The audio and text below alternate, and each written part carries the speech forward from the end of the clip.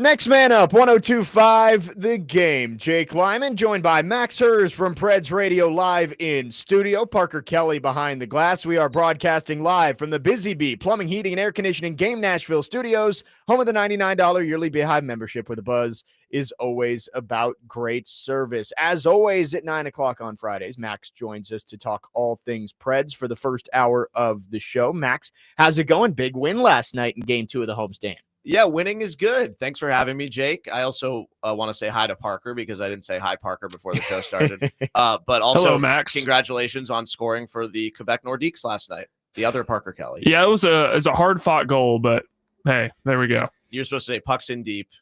Pucks in deep. Yeah.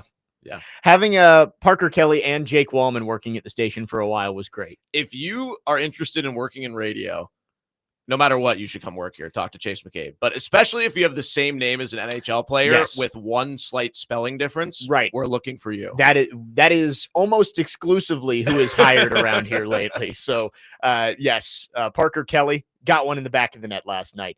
Preds winning 2-1 yesterday, snap a 4-game losing streak, and felt like a much-needed win for this team. You know, Tuesday did not go the way they wanted, and little bit kind of reverted back to last year where there were some issues on the defensive end, giving up easy chances in front of UC Saros. It was good to see yesterday they were able to clean that stuff up and get a win 2-1 over the Vancouver Canucks. Yeah, and Saros is going to have to make big saves every time. And he gave up one goal.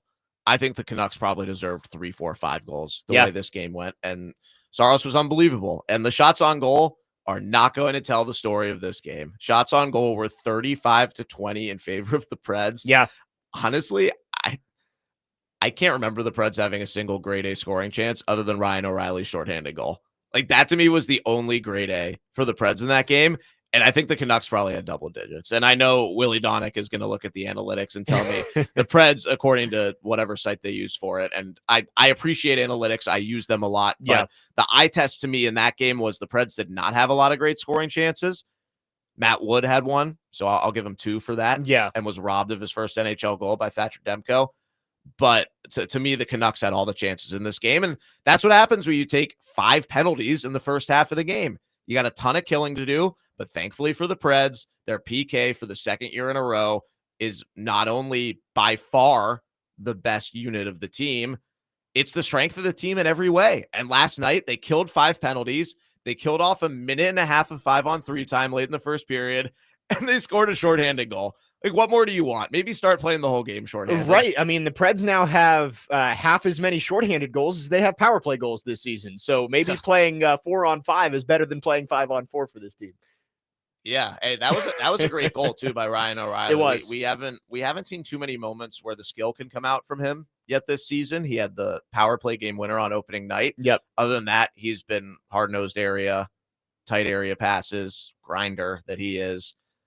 And I mean, people forget he's an amazing shooter. He is a sharpshooter when he gets the chance. Cole Smith had the game-winning goal. It was a tip that by about a whisker got across the goal line before it was swept out of there. And that was, I mean, it's a game of inches, and they were able to get that puck across the net. I think it was Alex Doherty posted the picture of Thatcher Demko looking back and seeing the puck just slowly rolling towards the goal line. It got in, and the Preds are able to win it 2-1. Sometimes you need a little bit of puck luck when it comes to those things. Yeah, well, the fourth line deserved that, first of all. After they scored that goal with 14 minutes and 51 seconds left, I was sitting next to the great Brent Peterson, original assistant coach of the Preds, who I'm very fortunate to sit next to in the press box at almost every game. And I told him, Petey, we got to play that fourth line the final 15 minutes the way they're going. Just have them hang in the D zone because, you're not going to score again anyway, the way things have been going this year. So try and lock it down and win 2-1. And those are the guys to do it. Ozzy Weisblack got the forecheck going. McCarron, Smith, and then Justin Barron and Spencer Stastny quietly have been a really productive third D pair for the Preds. And I think even when Nick Hague returns from injury, which is potentially happening sometime within the next week, I think that pair's staying together. So it was a great shift. And also Thatcher Demko, I thought was leaky last night. Yep. That one, the puck got through him. I think he gave up some bad rebounds early in this game. he's just such an interesting goalie, and we've gotten to know every single facet of him the last 3 seasons, through Right. the playoffs, The playoff and series. the injuries. Like, when he's healthy, he's really good. He's so often hurt, but last night, the rebound control, I just didn't think was good at all for Demko. And I don't know. The Canucks are interesting. I think out of the 8 teams the Preds have played this year, they were the worst looking team, which is very concerning for them because they're at a crossroads. They got a new coach. What is going on with Elias Pettersson? He's apparently still unhappy, even though JT Miller got traded away. So who knows? But it was great to see Kiefer Sherwood. Great to see Kevin Lankinen, even though he didn't start. And they have a lot of individual players I like, but they have so many young guys right now. They have some injuries, and I talked about this on the broadcast last night, but it's incredible how much both these teams have turned over in 17 months since they played in the playoffs. Right. And they play again coming up in just a couple of weeks, too. Here again, too. Right. 2 Mondays from now. Looking through it, including this 5-game homestand, 9 of 11 games at home just before heading across into Sweden, right? Yes. Yes. Heading to Sweden to play the Penguins. You're all twisted because you're going to Paris. I know. Women's basketball. Yes. Around the same time. Yes, leaving in 5 days, which is stressing me out. But why? We're going to Memphis too on Sunday for an exhibition game. So I've got 2 days here, 2 days in Memphis, 1 day, and then we're going to Paris. So you guys should have scheduled an exhibition game at Henry County High School, and you could play in Paris, Tennessee. There we go. Paris, France, back to back. That's what Chase McCabe told me the other day. I was telling him I'm going to be gone for a couple of days, and he's like, you're playing in Paris, Tennessee, not Paris, France. Yeah, Henry County's like a $1.15 away. You can stay at Andrew Jelk's house, and they'll get you taken care of. Yes, looking forward to the Preds being over there in Europe as well. But yeah, 9 of 12 before heading across the pond are going to be right here in Smashville, including a back-to-back this weekend against LA and Dallas, and we'll get to that coming up in this hour. You mentioned Matt Wood making his season debut for the Preds yesterday, injured during training camp, went down to Milwaukee for a little bit, came up and seemed to make an instant impact on the ice yesterday, playing with the top line. I thought he was great. I thought he did everything he did well in the preseason, and Andrew Brunette instantly, when asked about it post-game, said the exact same thing. So that makes me feel smart because I'm not always right. So people should know that when they listen to the radio and hear me talk. But I thought he was great. And you know what? If you can't play well and conform in the NHL, playing with Ryan O'Reilly and Philip Forsberg, it might not happen in the first game, but that's on you. It shouldn't be hard to find someone to play with those guys. And Matt Wood is in pole position right now. He was the best player in the NHL in the preseason before he got hurt. He had 5 points in 2 games. He was absolutely going to make the team out of camp. He was going to play on the top line on opening night. And then he gets hurt in the inter-squad game in Clarksville. Tough injury to take. He had to shoot just wall ball style in Centennial that final week of practice. Yeah. And you could see, he was a caged bird. He wanted to make the team. And even though Wood is still not the most outwardly emotional player, you can tell his fire is lit in a way that it was not as an amateur player. Yeah. And even more so than it was when he made his NHL debut in the spring. And there are little moments of him where you really see him go after it on the ice now. And I think those will continue to come when he realizes that he's 6'4" in the NHL. I was thinking yesterday, if I was his size in the NHL and I was a professional athlete, I would be doing the craziest stuff in the world. So think about what he is going to grow into and what he'll be coached into. And these things all take time. He's played 7 NHL games, but it was very promising last night. And he probably should have had 2 goals in that game. Demko robbed him on a pass out of the corner from O'Reilly in the second period. Then he had a spinorama kind of shot, little turnaround shot that he didn't quite elevate enough, and Demko got him with the pad. If he elevates that, it's a goal. I don't really hold that against him because it was a turnaround shot, no look. Yeah.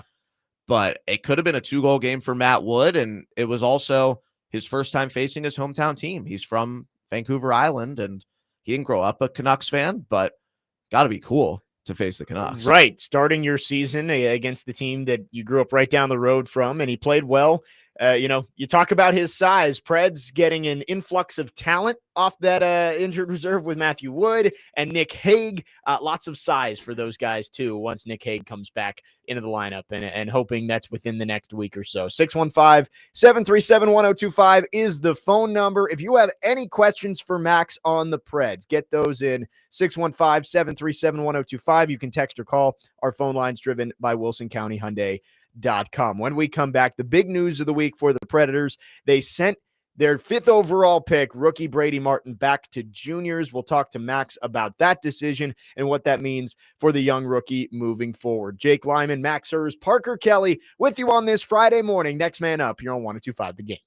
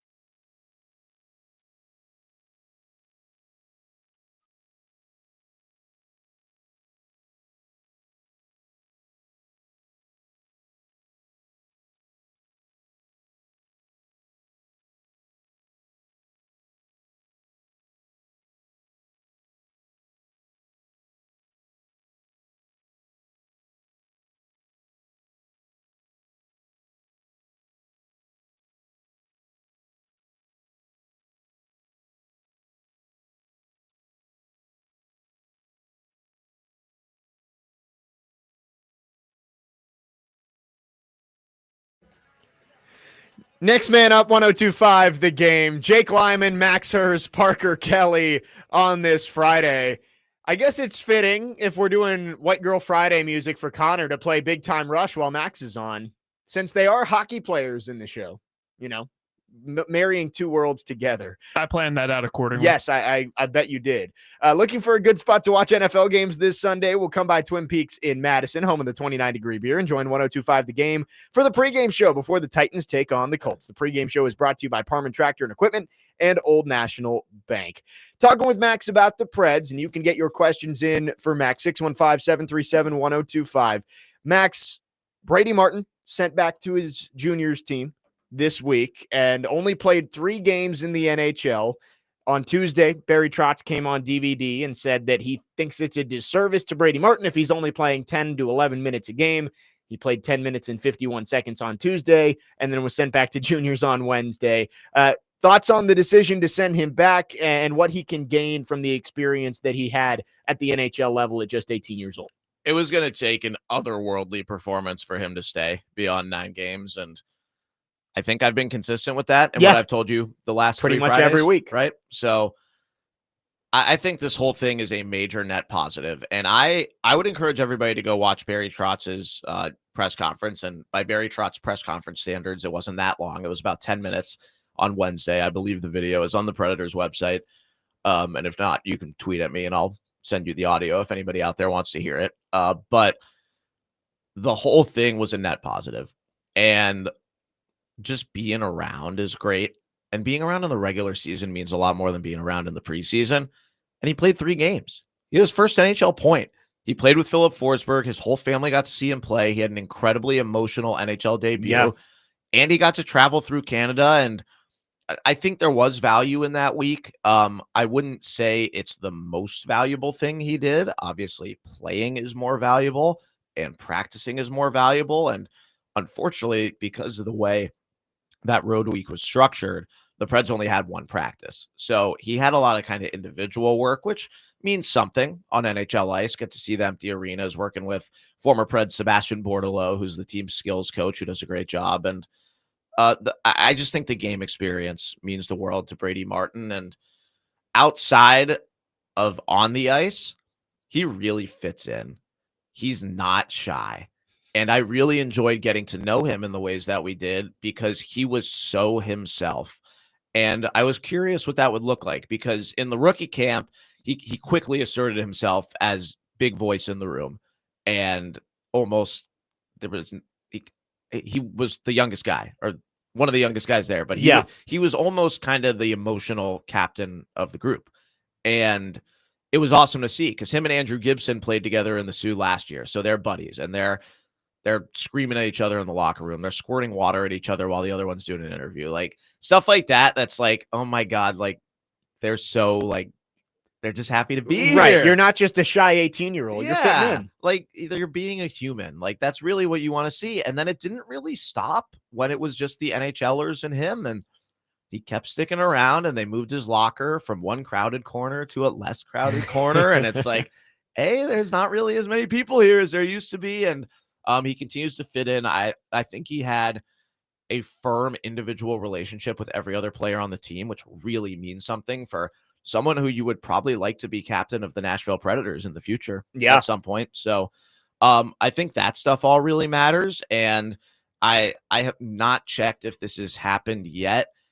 The Sioux Greyhounds have not yet named a captain this year. I think it's pretty obvious it's going to be him. I don't know for sure that that's happening. I don't know when that's happening, if it's happening, but presumably that is happening. I think he has a chance to be in the leadership group for World Juniors for Team Canada this year, depending on how the first half of the OHL season goes and how he asserts himself in camp there. So you know what? I think he's in good position. I think the Preds are very happy with the pick based on what they saw so far. I think there's a scenario where if your 5th overall pick is a total no-show in camp and doesn't play in NHL games, there's a chance where it's like, oh my God, why did they not take James Higgins? And that's definitely not how you feel right now. So Right. I think the whole thing was a net positive for every single part of the organization. Yeah, I believe Barry Trotz in that press conference basically said like he didn't think there was much of a chance that Brady Martin was going to make the team out of camp, and just being able to make the team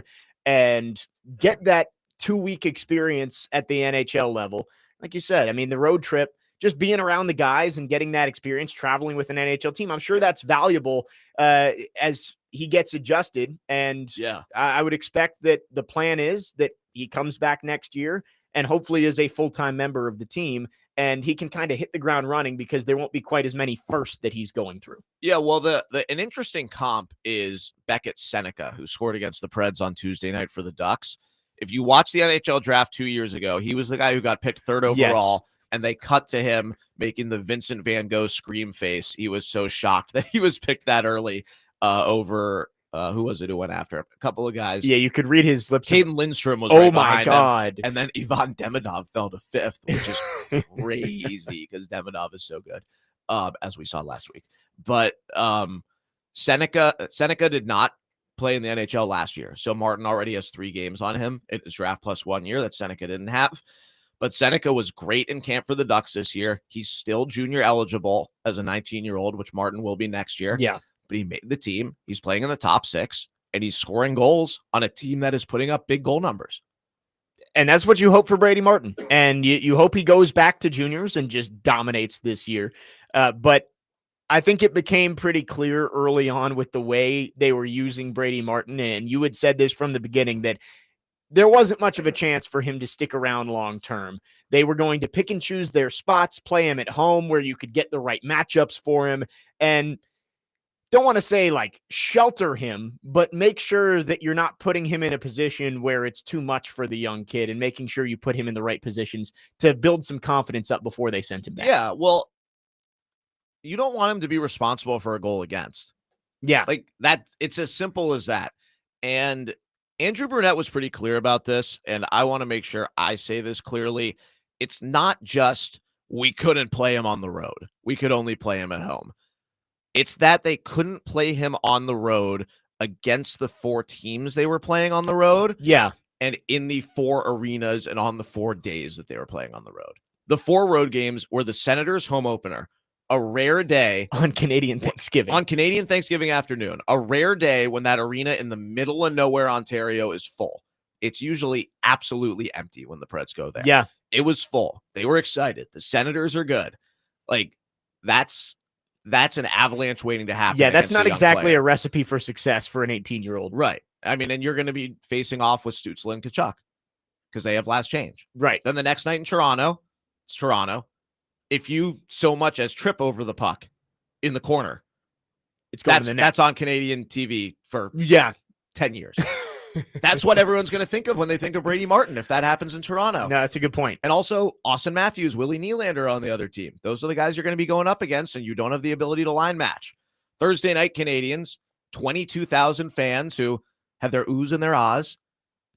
And it's the most unbelievable atmosphere ever. And you saw, even with the Preds' most experienced players on the ice, what happened with Cole Caulfield at the end of that game. Right.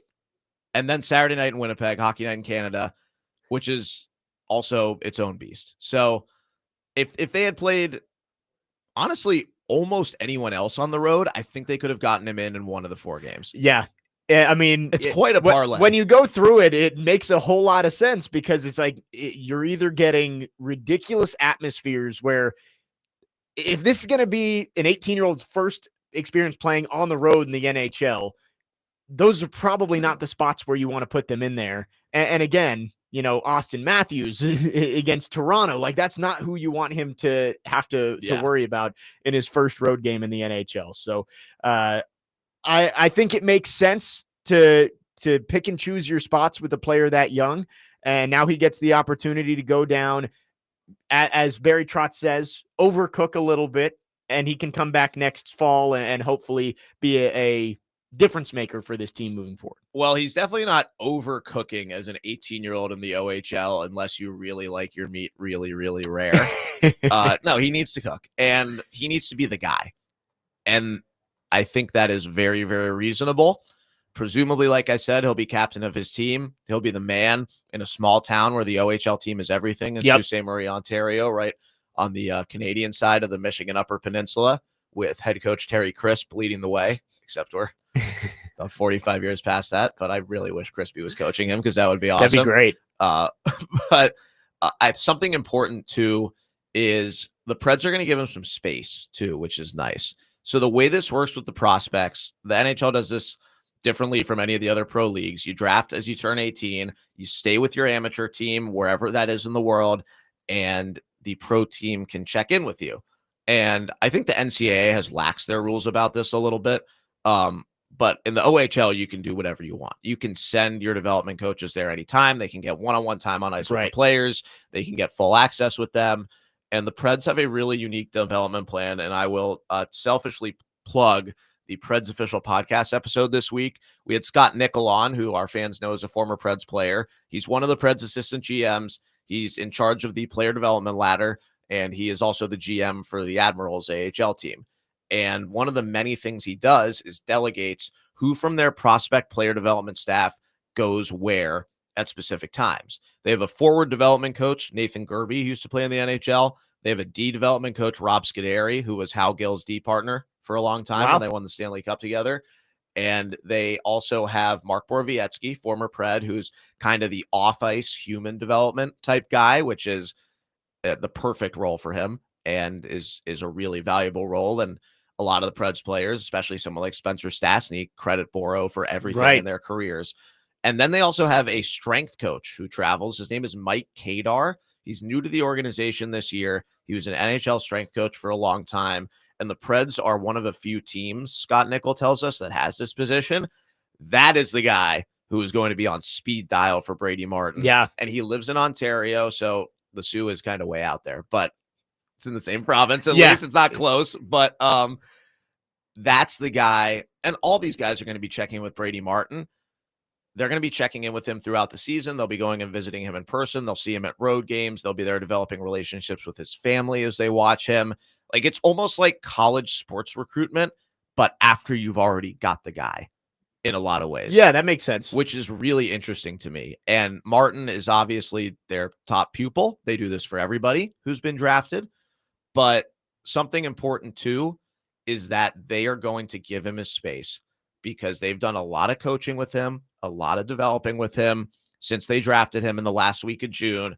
They're going to let him go back to the Sioux, be the guy, and just be Brady Martin. He doesn't need to be NHL or Brady Martin. Yeah. He's going to have fans coming up to him asking about it every day and kids wearing Preds jerseys up there coming up to him.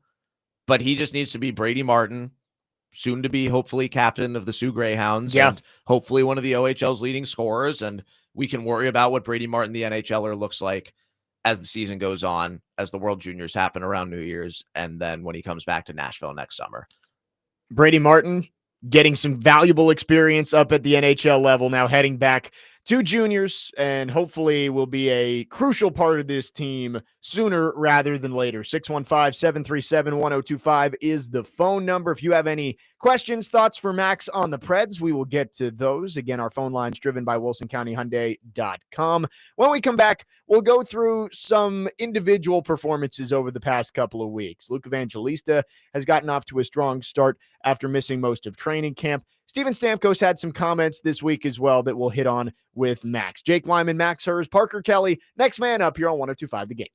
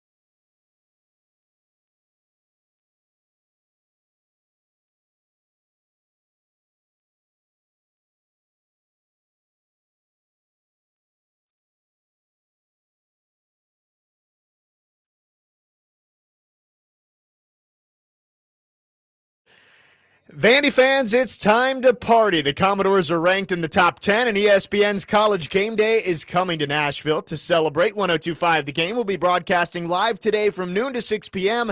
at the new Party Foul near Vandy in Midtown at 2031 Broadway. Let's go. Yeah, we got a Vandy grad in studio here with Max. So I literally just found out that this Party Foul exists. It must be very new. Me too. And it's in Herz, which is very fancy. And, yes. Opened after I graduated. But yeah, it's right at that intersection where I'm still mad that they put in a traffic light in 2018. Yes, it's like right down the street from all the bars in Midtown. Yeah, it's across the street from where Nashville used to be, and now all these soulless apartment buildings are instead. Yes, I need to check out the new Party Foul. I was very upset they closed the one in the Gulch, so now we got a new one just down the road. The Gulch, Jake. I live around the Gulch. Oh well, that's what I'm saying. It was walkable. Jake, I'm so sorry. That was not a party song. That was it's okay. Terrible timing. Maybe timing. we need to coordinate on the liners and the music. Also, going to be giving away a pair of tickets to the sold-out game against Missouri this Saturday. So come out to that all-new Party Foul in Midtown today from noon to 6. I would have to leave early for the Preds game. Yeah, that is true. I'm very excited. I'm going to College Game Day. We were soliciting signs for yesterday. Excuse me. They were soliciting signs for Willie to hold on Willie's show. Yeah. We are also looking for signs for Carrot Hammer's 3-year-old daughter to hold. Okay. She's going to be the star of the show, awesome. Obviously. So looking forward to that. I'm headed over there today. The game day set is literally right next to my freshman dorm. So just another crazy thing about Vanderbilt football being good. And I'm very excited. I'm sad I can't go to the game since the Preds will be playing right after, but both games will be here on 102.5 The Game. Yes, right here on 102.5, 1 o'clock pregame, 2:30 kick. I'm going to try and get out there for at least an hour of game day. I have to be at the game relatively early to get ready for the broadcast, but definitely going to check it out. Looks like it's going to be fun. Nate Bargatze officially announced as the guest picker, as we kind of assumed all week. Dierks Bentley, Kenny Chesney, both doing musical performances. So it's going to be great. Going to be great. And hopefully a lot of fans show up. You mentioned signs. Connor Newt's going to join us at 10. We are going to ask for your best ideas for game day signs for tomorrow. So if you want to start getting those in, 615-737-1025. Well, I'm not going to have a sign. I'm not going to. But mine would be that James L. Lassiter is the future of sports, number 41. Go Doors. I like that. The one from 2008 that everybody remembers is the you people are blocking the library. So yeah, send in some ideas if you've got some good game day signs, and we'll get to those later on in the show. Max, let's talk about Steven Stamkos a little bit. Mark asked the question, and this is kind of where I wanted to go too. Why do you think Stamkos hasn't found his rhythm since being here? Is it the style of the system? Is it his line mates? Is it his age? Why do you think we haven't seen Steven Stamkos be Steven Stamkos since he's moved to Nashville? I think of those options, it's probably line mates. You got to think about the fact that he played with Nikita Kucherov for so long, and he wasn't with him at the beginning of his career because he's older than Kucherov. But once he got with Kucherov, that was 40, 50 goal seasons for Stamkos every year, 100-point seasons for Kucherov every year, 60, 70 assist seasons. Like, Kucherov is so good. Yes. And he continues to produce even without Stamkos, which is a credit to Kucherov and a credit to Jake Gensel and Braden Point. Like, those are great players. But it's impossible to match that production. So I think of those answers, it's line mates, but Stamkos he just hasn't been good this year. So he hasn't even been like receiving passes. Yeah. So everything's been going wrong. And I gave him a lot of credit after last season. He really handled a tough year like a gentleman, which you would expect from someone who has that reputation like he does and is going to be in the Hockey Hall of Fame. But you can sense the frustration this year. And Andrew Brunette is tried to shuffle him around a lot. It feels like more than anybody else, he's trying to find the right combination with Steven Stamkos. He started the year with Fedor Svechkov in the middle. Then they moved him around and had they had him on the top line with O'Reilly and Forsberg for a game there. And then now they have him in Jonathan Marchessault's spot with Bunting and Haula. It just feels like nothing has quite clicked for Steven Stamkos at this point. Yeah, I actually still like him with Svechkov. And I thought Svechkov's game last night was by far his best of the year, and it's not saying much because he has no points in 8 games and has Right. had some no-shows. But I think if the roster doesn't change much, I think Stamkos with Svechkov is the best potential fit, actually. Yeah, I don't know. I think there might be something there still, but Svechkov needs to step it up too. So especially when Jonathan Marchessault comes back. I don't know if you want to mess with that line with Bunting and Haula that was very good when those three were together early on in the season. Yeah, you know what you're getting from those three, and you're getting more from Marchessault, I think, with those three than you did last year. Even if not in production, I think you're getting more value shift to shift. So I agree with you on that. Let's talk Luke Evangelista. I saw a stat, I think it was Alex Doherty again from Tennessee, and shout out Alex, who put out the expected goal leaders. And I know Luke Evangelista doesn't have a goal, and you don't want to rely all on analytics, but it's good to see that missing all of training camp and having to come in late and the issues with his visa didn't seem to slow him down as he's gotten off to a strong start to this year. Yeah, he's been good. And he's probably a little PO'd that he got taken off the top line from Matt Wood, but it worked out for Wood, and that's okay. I think Evangelista generated some chances yesterday. He's still on the top power play, which isn't yielding anything, but I think he's a good fit for that top power play, potentially a better fit than Marchessault long term. And you're the way you said it is the right way to say it, Jake. With the amount of time he did not show up, he has had the best start to a season he's ever had. Yep. In his third full NHL season. So I've been very happy with Evangelista, and he should have 2 goals, by the way. He very, very unselfishly passed to Cole Smith for an empty netter in one of the early games there you go. in Ottawa. And also he scored a goal that really should have counted. This flew under the radar. This was in, where was this? Was this in Toronto or Ottawa? This was in Ottawa also. It was the same game where he passed out of the empty netter. He scored a goal that did not count. Right. The Sens had too many men on the ice, and referees' discretion, they can blow the play dead even if the team that took the too many men hasn't touched the puck, because you don't want all these guys skating around. But this was probably a time they could have let it go, and the Preds scored a goal. Everybody continued playing, and the Preds scored a goal, and it was Evangelista with a beautiful one-timer from Cole Smith. And that should have been a 2-goal game. I think every single, does he have 4 assists? Is that what you said? 3 or 4 assists? Yeah, right I think it's 4. Whatever it is, every single one he's had has been an assist that even the secondary assists directly created the goal. Yeah. So no, I've been very happy. I think his head is in the right place. By the end of last season, everybody was unhappy. Everybody was in a bad place mentally, as you would be when you're out of it from the second week of the season on. And he's much happier. It's good to hear him laughing and smiling again. And maybe it's only because the Blue Jays are in the World Series, but it's good to have, I think, Luke Evangelista close to his best form, and hopefully we'll see more and more from him. And he still gets pushed around a little bit, which I think is just, you got to live with it. Like last night, Tyler Myers, who's going to push a lot of people around, was all over him, and I think Evangelista probably deserved a call for that. And referee Eric Furlat said, "No, screw you, get back to the bench." And I thought that was absolutely ridiculous. But I know. I think he's shown well. And Luke's Blue Jays in Toronto tonight, game 1 of the World Series against the Dodgers. You can listen on 94.9 The Fan. 94.9 The Fan. There is a big rift in the Predators locker room, not about hockey, but about baseball. Really? Many of the Preds players, as we know, are Canadian. This is not breaking news, but they are all Blue Jays fans. The head coach, Andrew Brunette, is a massive Blue Jays fan, like watches every game all summer. Massive. He loves baseball. He loves all sports, but Bruno really loves baseball. And perhaps the most important person and the longest tenured person in the Preds locker room, legendary locker room attendant, Craig Partnerbaugh, who many people know. Yeah. He has a lot of friends in the sports world. And 2 of them are Nashville native Mookie Betts and former Nashville Sound Max Muncy. Wow. So partner is going for the Dodgers. Wow. There is beef. Yeah. I mean, he's Max, going to be. Would you like some water? He's going to be outnumbered in that locker room for sure. Again, shocking to learn that most of the players in the Preds locker room are Blue Jays fans.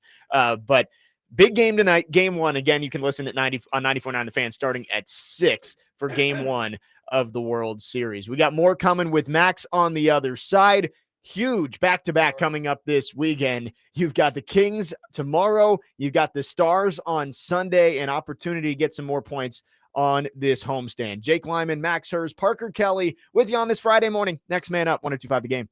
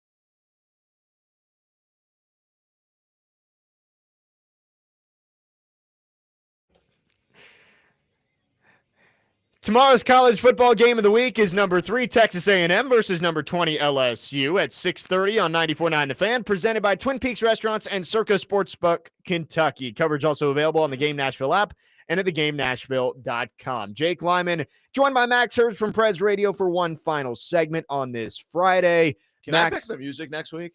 Yeah, not that I dislike this, but I just don't know any. You guys are all younger than me, so you're picking like the Disney Channel songs from when I was 15. Right. I guess which I that's don't true. know. Would you Do like you me want to go like back to 1990? I can do that. you want like some the like the Cheetah Rugrats Girls theme song? Cheetah Girls? I'm gonna. Well, I was Nickelodeon. Not Okay. Disney. I could play some Nickelodeon. So you want like Drake and Amanda Josh Show, all that. theme song? Drake and Josh. That could be good. Yeah, Yeah. the Drake and Josh music was like actual music. So Yeah. that's Gotta That fit is the White true. Girl Friday quota as long as I'm in this. Connor, building. you're not on the show yet. Pipe I down. am right now. I'm talking. Connor Newt, you got a little preview there. He's 10 minutes away from coming on the show. I did like Chase in his interview with Steven Stamkos this week being like, I'm 37 and I work with all these kids just out of college and they all make me feel really old. Do you feel like that sometimes? And he got a great answer too. I was like, that's so funny. Like I never would have thought about it that way, but like that's Steven Stamkos with Brady Martin. That is a good point. And I'm sure for Chase, it feels like herding cats sometimes with all of the, I mean, Connor's still in college. So, anyway. Connor's a special guy. He is. And he will join the show coming up at the top of the hour. We do have Max for a few more minutes here. Big back-to-back coming up this weekend. You got the Kings, you got the Stars. Two playoff teams from a year ago. Stars considered a Stanley Cup favorite. Not going to be easy, but getting a couple points this weekend would go a long way for this Preds team. You're sitting at 3-3-2 now. Certainly in the mix, and if you can start to string together some wins, would definitely have this team trending in the right direction with so many home games over the next couple weeks. Yeah, you got to bank some points on this homestand, and the remaining three opponents are really tough, all for different reasons. Yeah. The Kings are starting to figure it out. They are 3-3-2 now. They've won both their games on this road trip so far in overtime. Blues on Tuesday, Stars last night. Adrian Kempe had the overtime goal in both of those. Sounds like Anze Kopitar actually might play tomorrow. So I said on the postgame show, it's our last time seeing Anze Kopitar in Smashville unless we play him in the playoffs. And then one of our fans came up to me and said he got hurt. And that fan is correct. He did got hurt. Yeah. Did get hurt. But geez, I cannot talk. He did got hurt. He did got hurt. But what was I saying? Oh yeah, he might play tomorrow. So we'll see if Anze Kopitar plays. He's already said this is his last season. Yeah. I get to see my favorite non-Pred in the NHL, Andrei Kuzmenko, who is an electric factory from Yakutsk, which for those of you who have played the board game Risk is the place that attaches Alaska to Russia. In Risk, it is the coldest city in the world. And I think he's so funny, and he's on the Kings now. And they also have Corey Perry, an all-time Smashville villain who Kings fans don't really like him either because he's a Kings villain too from his time with the Ducks. But Corey Perry is now on the Kings, trying to check off all 32 teams before he gets out of here over the last couple of years. Yeah. I will say, quick tangent, I loved the playing with the Kings in Chell when I was younger, like with Kopitar, Drew Doughty, Jonathan Quick was in goal like that. That was always a fun team to play with. And it's shocking to me that Kopitar is still in the league. Like, with how physical hockey is, the longevity of these guys is ridiculous with Ovechkin and Crosby still playing. I mean, even Steven Stamkos, I know he's younger than those guys, but it would be good to see him out there one last time at Bridgestone Arena. Really well-liked player, and the good players are really good is what I'll say about the longevity of those guys. And I think Kopitar and Yossi have a lot in common too. They're the biggest name guys to ever play in the NHL from countries that don't produce a ton of NHLers. Right. Kopitar is Slovenian. So there are a lot of kids who play hockey in Slovenia now because of Anze Kopitar, just like Roman Yossi in Switzerland. And hockey is popular in both places, but for guys to be NHL stars and captains from those places is really meaningful. So I really like the Kings. I think that could be a fun game. Sunday night at 6 against the Stars. Stars are under 500 now after losing to the Kings last night. And I have not had a chance to watch them much this season, but first full season there for Mikko Rantanen. You know he's going to be wanting to make some noise. Great player. I really, really like Rantanen. So this is a tough back-to-back, and we'll see what the Preds do with their goalies. I'm not basing this off of anything other than my own thoughts, but do we think there's a chance UC Saros plays both of these games? It's possible. I mean, the way he's been playing, and when you saw Justus Annunen out there against Toronto, obviously that wasn't a great performance from him. So I wouldn't be against the idea of throwing juice out there a couple of times and seeing what happens. Yeah, I'm not against it either. But we will see what the Predators goalie brass and coaching staff come up with for this weekend. But yeah, two good teams. And then the Lightning are here Tuesday. And Right. the Lightning all of a sudden have the second worst record in the NHL. They are 1-4-2. Wow. Actually, they are, let me retabulate here. They are now tied with the Sharks, who had not won until last night Wow. for the worst record in the NHL. They are both 1-4-2. And the Sharks coach, Ryan Warsofsky, said last week that he would give up one of his children for a win. Wow. And the Lightning have the same record as that guy's team. Man, upping the stakes from Mike Vrabel's proposition from a few years ago on Bussin' with the Boys. Wow, giving up one of his children for a regular season win. I didn't think about it that way. I wonder, That's really funny. I wonder how his children think about that. Oh, wow. Okay. 7 o'clock puck drop tomorrow against the Kings in Bridgestone Arena. Saturday night in Smashville. 6 o'clock pregame right here on 102.5 The Game. Then Sunday, 6 o'clock puck drop. 5 o'clock pregame against the Dallas Stars. Tomorrow is actually 6:30 pregame. Okay. So we can make sure Right, the Vandy game is done by the time we get started. Correct. So thanks to the Preds actually for giving us some schedule flexibility to make sure Vanderbilt can be on both 102.5 The Game and 94.9 The Fan tomorrow. Yep. Post-game show for Vandy will be only on 94.9 The Fan. Got it. So you can tune in 102.5 The Game, 94.9 The Fan for Vandy. And then right after Vandy wraps up, you'll be able to listen to Max on the pregame with the Kings and the Preds tomorrow night. You got a pick for Vandy, Missouri tomorrow?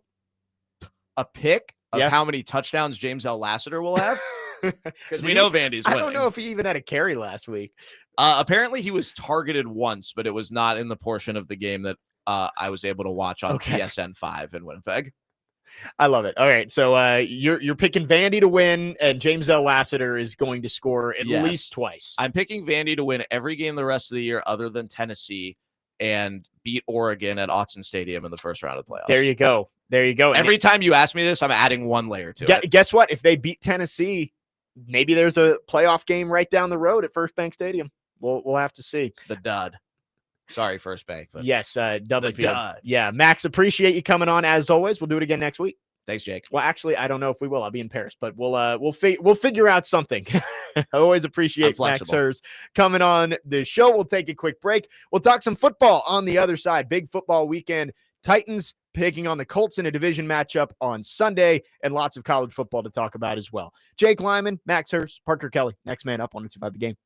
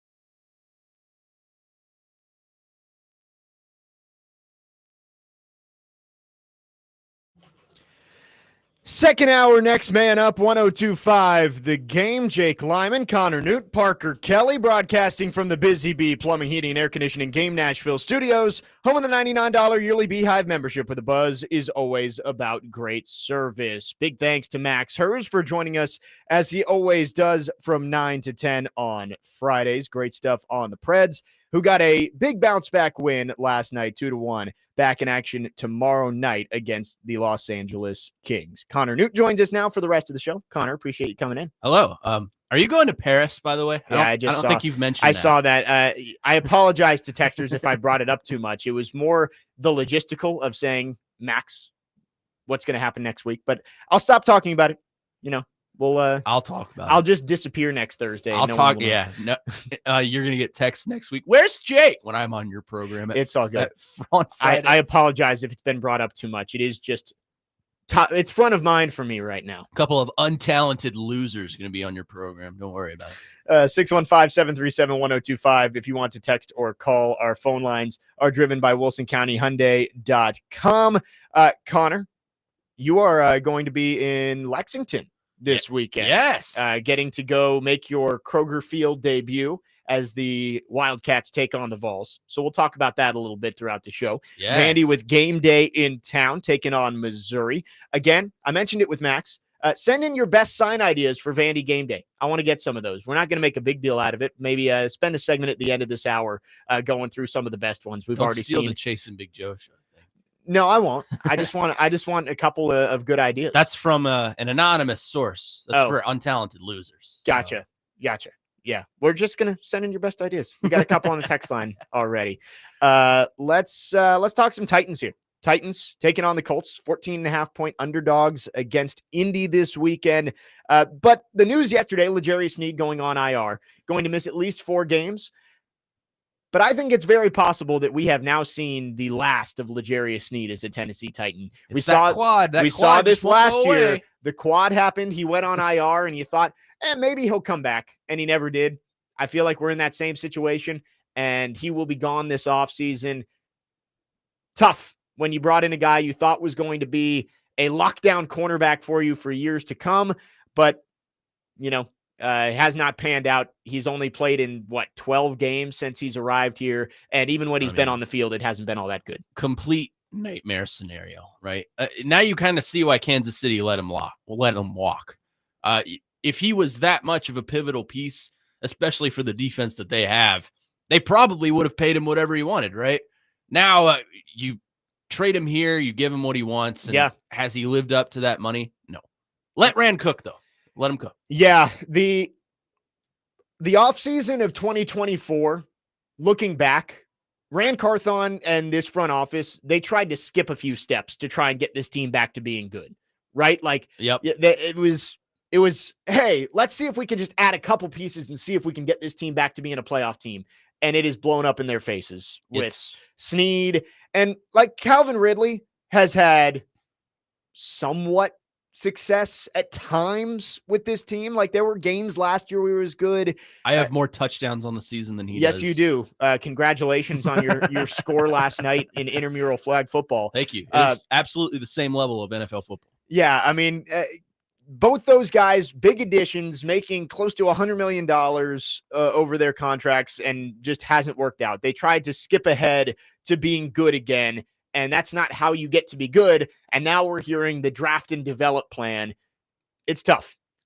And I asked the question, where do you rank the L'Jarius Sneed trade on a scale from 1 to A.J. Brown, with, A.J. Brown obviously being the worst trade the Titans have made?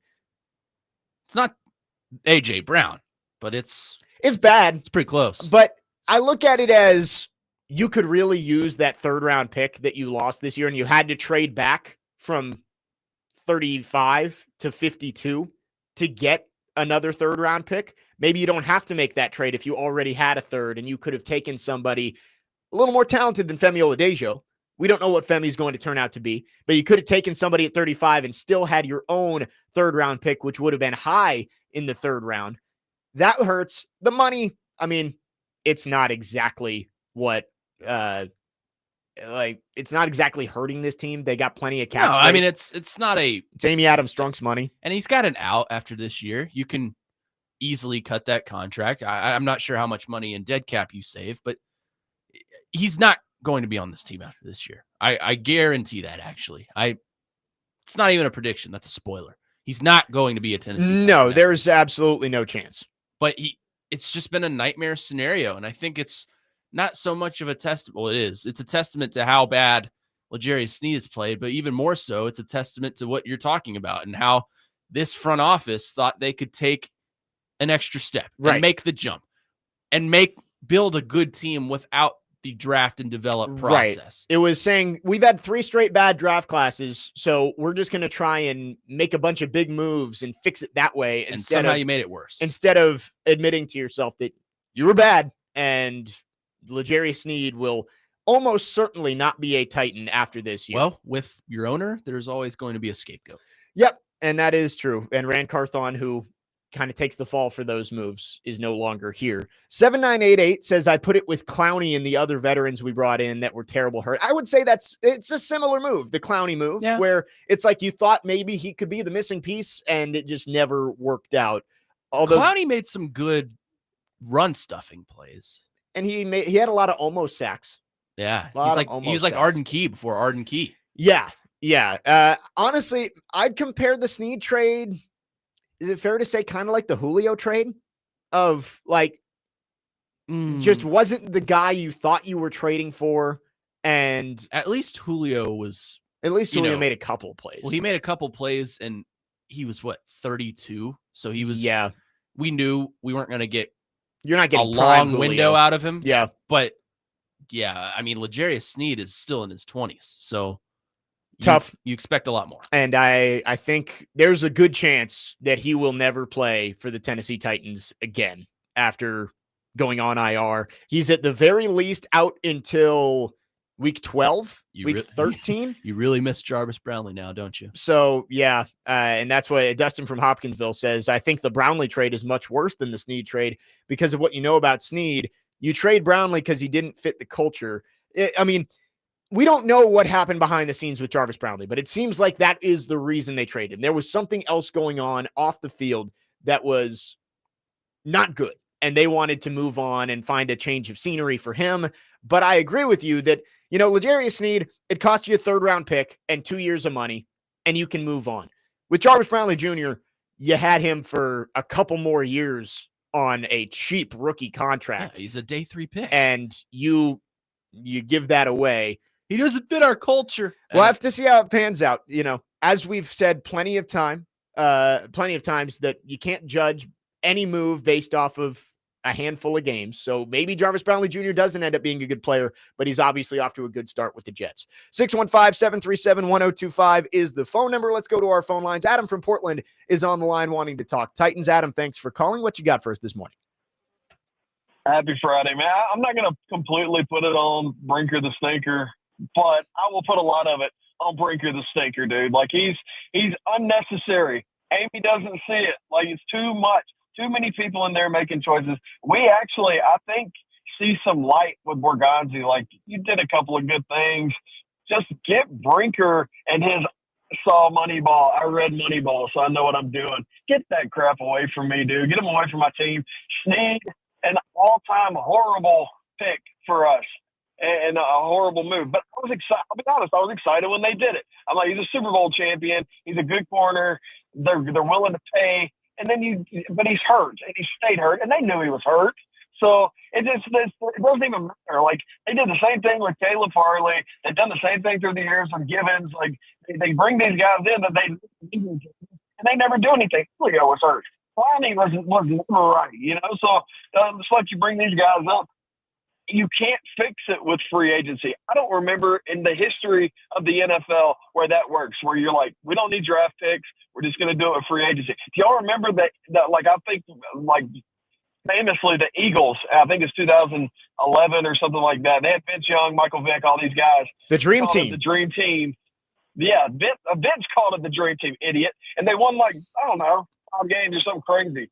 So you can't win like that. So I think it starts at Brinker, man, and I don't think I'm alone in that. I hear people talking about it. He's got to go away.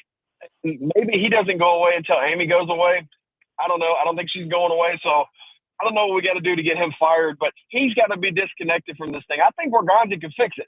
I would be excited to see Borgonzi pick a coach and excited for Borgonzi to get his own free agency class where he can spend money, but not if Brinker's attached to it. Hope you all have a good weekend. Yeah, appreciate the call, Adam. Borgonzi's got to be able to reach answer question status before he can do anything without else. being told he's allowed to speak. Unless it's a hard question that Chad can't answer. Yeah, it's been bad. And you look at L'Jarius Sneed, and I think Adam's right that there was a lot of excitement around that move. I've said it before, he had just made a play that basically sent the Chiefs to the Super Bowl. He punched that ball out from Zay Flowers at the goal line, and he had been playing like an elite cornerback. Titans haven't had an elite cornerback in a long time. We talk about elite edge rushers, haven't had an elite cornerback either. You thought he was going to be that guy. He hasn't been very good when he's been on the field. He hasn't been on the field very often. And of course, the off the field stuff too has been an issue. So, it's tough. It's tough to look back and say, man, we could have really used an extra third round pick to start building this team up. You know how we can fix this? Put him at slot receiver. There we go. Just like Caleb Farley. Yeah.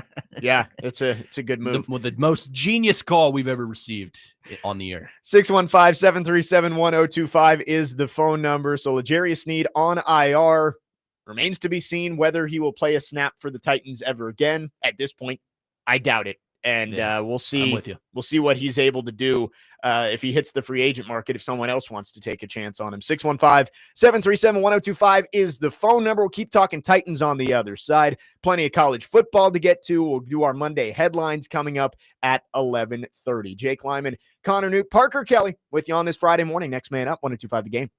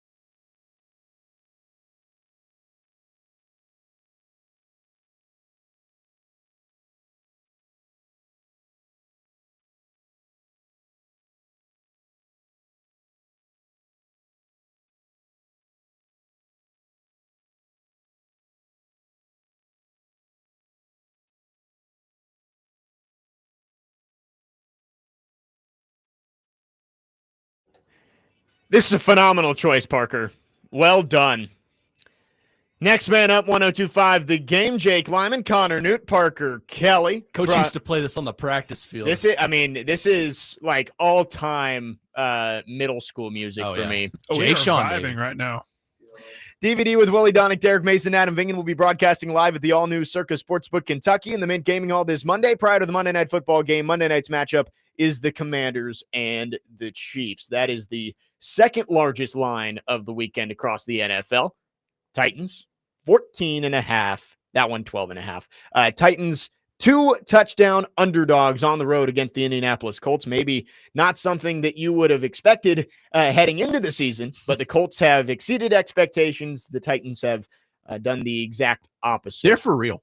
I think they're real. The Colts? Yeah. Yeah, I continue to eat crow because heading into the Colts game, I kept saying, I don't think they're that good. Well, I'm guilty of that too. 2-0. And then, they shut me up and they've continued to shut me up since. So yeah, I'm the same way. I apologize to all of the Colts fans who listen. I'm now getting on board with the Colts. Do I think they're a Super Bowl contender? Probably not. No. But I think they could end up being. I think they'll win the division. They're going to win the division. There's a chance they could be the 1 seed in the AFC. I mean, we've seen inconsistencies from some of the other teams. So what did I see the other day? Like they have the best, it's something like best offensive yardage per game this century. Crazy. Something like that. No, they've been really good. Daniel Jones' revival is Indiana. Nothing short of unbelievable from Indiana Jones over there at Lucas Oil Stadium. That's where the Titans will be playing on Sunday. That is a 3:25 kick for some reason. I don't know why it's later, but an AFC South game afternoon. It's unnatural. Wow. But it's what's happening. I did want to mention this from Dylan on the text line about Snead before we get into this game. Dylan says the Snead trade is just like Vic Beasley came here and essentially robbed us. I mean, I can understand that. You did have to give up a pick for L'Jarius Sneed, so it might make it worse.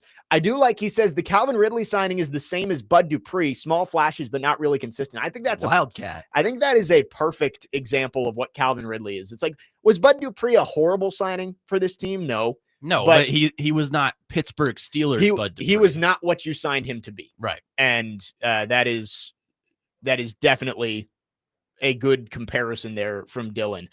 Dustin from Hopkinsville says, telling you Colts and KC AFC championship. Said it since week 3. It's, I'm not doubting it. I still like Buffalo. I like Josh Allen. Yeah. I still think the Ravens can put it together and win that division. 1-5. They have they've tough. eliminated all distractions from the locker room. Though. No more ping pong tables. Yep. No more ping pong tables. No more pinball. They're locking in. They're 1-5. They play the Bears this weekend, and Lamar Jackson hopefully returning. I haven't seen definitively, but coming off the bye week, I would like expect that right Lamar too. Jackson. Yeah, Caleb Williams NFC. looked good. He has. Titans 14.5-point dogs. This one could get ugly. Yeah, No Jeffrey Simmons out there as well. Calvin Ridley probably not going to play.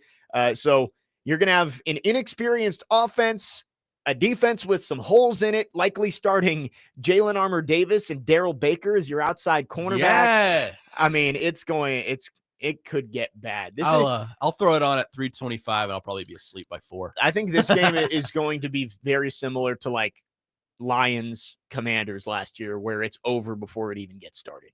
Yeah. It's a good it's like golf. It's a good one to put on while you probably take a asleep. nap. Yep. Yeah, there you go. And then you wake up and you see the score and you're like, oh, I didn't miss anything.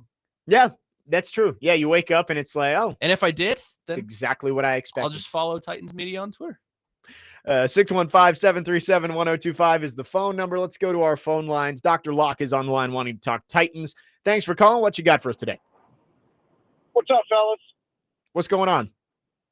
Hey, watching the game last night, if you watched Joe, the left tackle for San Diego, the Chargers, Joe Alt, Yeah. that kid was a no-miss draft pick. Everyone knew he was going to be amazing. And to watch him absolutely dominate, he was out a couple games. The Chargers struggled. He comes back and doesn't give up a single pressure. I mean, it seemed like the quarterback for the Chargers seemed like he had 5, 6, 7 seconds every drop back. We should be past that right now. I mean, right now we've drafted 2 tackles and we might get 2 guards out of it. The tackle that went to New England, he was a no miss. That kid out of LSU that went to the Patriots, Yeah. no miss tackle, and he is dominant. When you have a dominant left or right tackle, you can basically get time to drop back. We're still not past that, and we're 3 years into drafting. Those are even worse misses.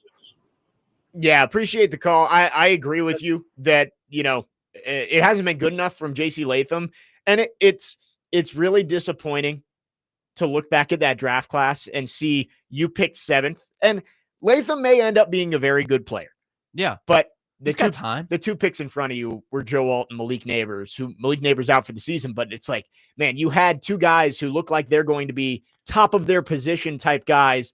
And J.C. Latham, I was talking to TD about it yesterday and asked him about, like, do you think that there's still a path to J.C. Latham being a great player in this league? And he said, yes, but it's getting narrower. It's more likely he's just a good player in this league. Yeah. And at the 7th overall pick, you don't want to take just good players. That's where you need to get your star players. Are we advocating for Will Campbell, #1 overall pick? Is that what we're? Well, no, but Will Campbell, he has looked good. Well, Will Campbell's looked good, but he also had the T-Rex arm, The short arm disease. Yep. Peter Skoronsky questions, and I'm being facetious a little bit about the T-Rex arms. Like, I think the measurable stuff on that is a little bit overblown. Like, yes, Peter Skoronsky probably a better guard than he would be a tackle, and I'm fine with putting Peter Skoronsky at guard. He's but arguably been the best player on the Titans offense. But it was funny that they just never gave him a chance to be a tackle. Like, he played left tackle at Northwestern, and they just said,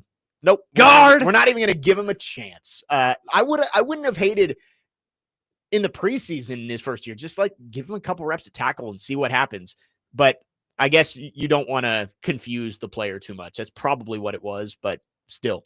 7988 says, you said the key 2 guys ahead of you. Yeah, I mean, that's it. Malik Neighbors would have been great at 6. Suck more. You can draft. Well, better. and then they got the #1 pick, and you had to take a quarterback. And now we have people labeling a bust through 7 games. It's fun times in Titanland. Fun times, and the level of apathy. It's going up, and that's why we've talked about it. This head coaching hire is absolutely crucial. Agreed. Because you could start losing fans for good if this team doesn't start turning it around soon, right? Like, yeah, you had 10 years where you missed the playoffs in a row, and more than that. No, 10 years. Yeah, 10 years 10. When you miss the playoffs in a row. You finally get good, and then you tear it down and suck again for 10 years. I don't know how many, like, there are going to be plenty of diehard fans who will never abandon ship, but I think the casual fans, which is probably 50% of fans, may just stop caring. And you can't have that. They've got to figure this out sooner rather than later. Dustin from Hopkinsville says, could have had Bowers. Nope. Fart a good tight end for our rookie quarterback.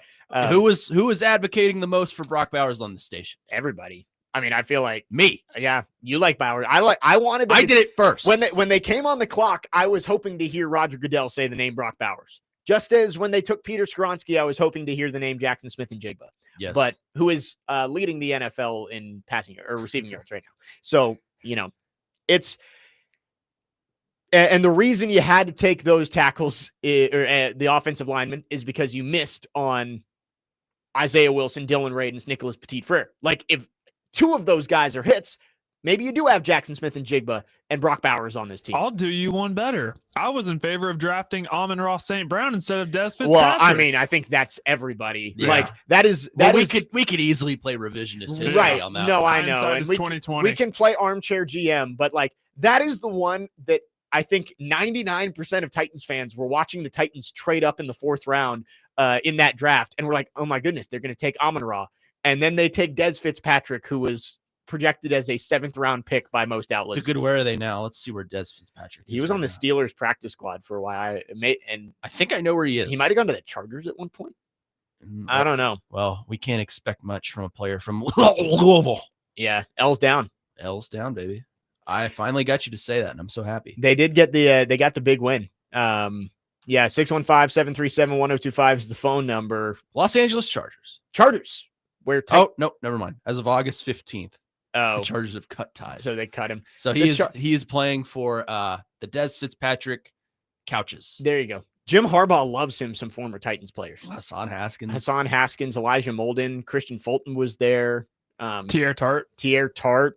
Lots of former Titans players over there. 615-737-1025 is the phone number. Titans taking on the Colts on Sunday.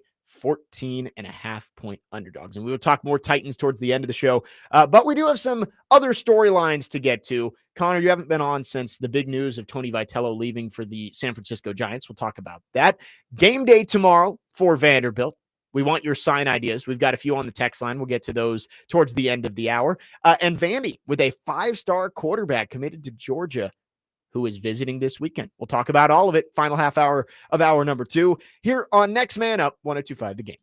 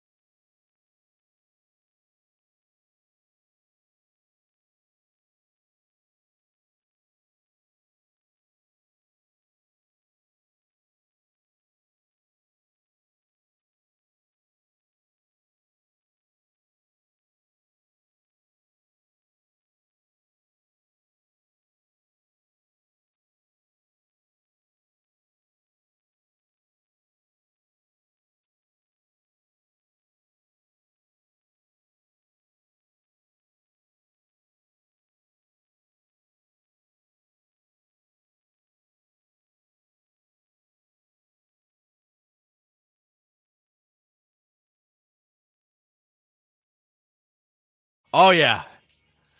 Got to let it build, Jake.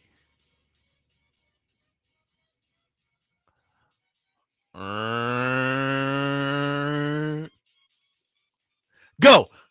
Next man up, 102.5. The Game. Long time for the beat drop there. But you gotta make it. You gotta wait. You gotta make it sound good. Riri. Jake Lyman, Connor Newt, Parker Kelly with you on this Friday morning. This Sunday, the NFL game of the week is the Giants and the Eagles at noon on Sports Talk 830. The NFL game of the week is presented by Circus Sportsbook Kentucky and Macero in 12 South. A couple of headlines to get to at the end of this hour, and I wanted to talk about Tony Vitello. And do you do that every show at this point? Yes, by accident. That's the second time this week I think it's happened. Tony Vitello going to the San Francisco Giants, first head coach ever to make the jump from college to the MLB with no professional experience otherwise. And it's an interesting move. It really is. I don't think it's going to work out for the Giants, but I wanted to get your thoughts on it because you haven't had a chance to react to this yet. Yeah, I'm with you. I think it's a very, very strange move to go for a guy that has absolutely zero pro experience and just grab him straight out of college. Tony Vitello to me is kind of like Deion Sanders. Like, I don't think Deion would ever make it in an NFL setting. Yeah, as a coach. I agree with you. Vitello, I think, is the same way. And as I'm speaking, Vitello has just released a statement. Oh, so there you go. I'll read it for you. He says, quote, I feel like I made a selfish decision that was one I needed to make. It's the right decision, and I just hope it doesn't give me Lane Kiffin status around here because I feel like I'm a Vol for life. I think if someone truly invests in being a VFL for any amount of time, they're just that, a Vol for life. That's what I am in my mind. That's hilarious that he name dropped Lane Kiffin in there. I mean, I've seen a lot of Vol fans upset that are like, at least Lane Kiffin told us goodbye. And I mean, a lot of them are upset that Tony kind of dragged this out, and kind of see it too, but right. I mean, it's an emotional decision. It took him almost a week after the reports came out to actually announce he was leaving. And I understand there's probably a lot that goes into this. I mean, you're moving your family all the way across the country. You're jumping to a level that he's single. He doesn't have a family. Oh, he doesn't have a family? Nope. Oh. No, he wanted to. I'm not going to say that. Never mind. Okay, you're moving yourself all the way across the country to San Francisco. You're going to a level that you've never coached at before. But at the same time, that's a once-in-a-lifetime job opportunity. No, and Chase, it's a great organization. Chase and I talked about this when it got announced that, like, it's no risk for him. Absolutely zero risk. Oh, yeah. To go to the MLB because he could totally flame out and be gone in a year and a half.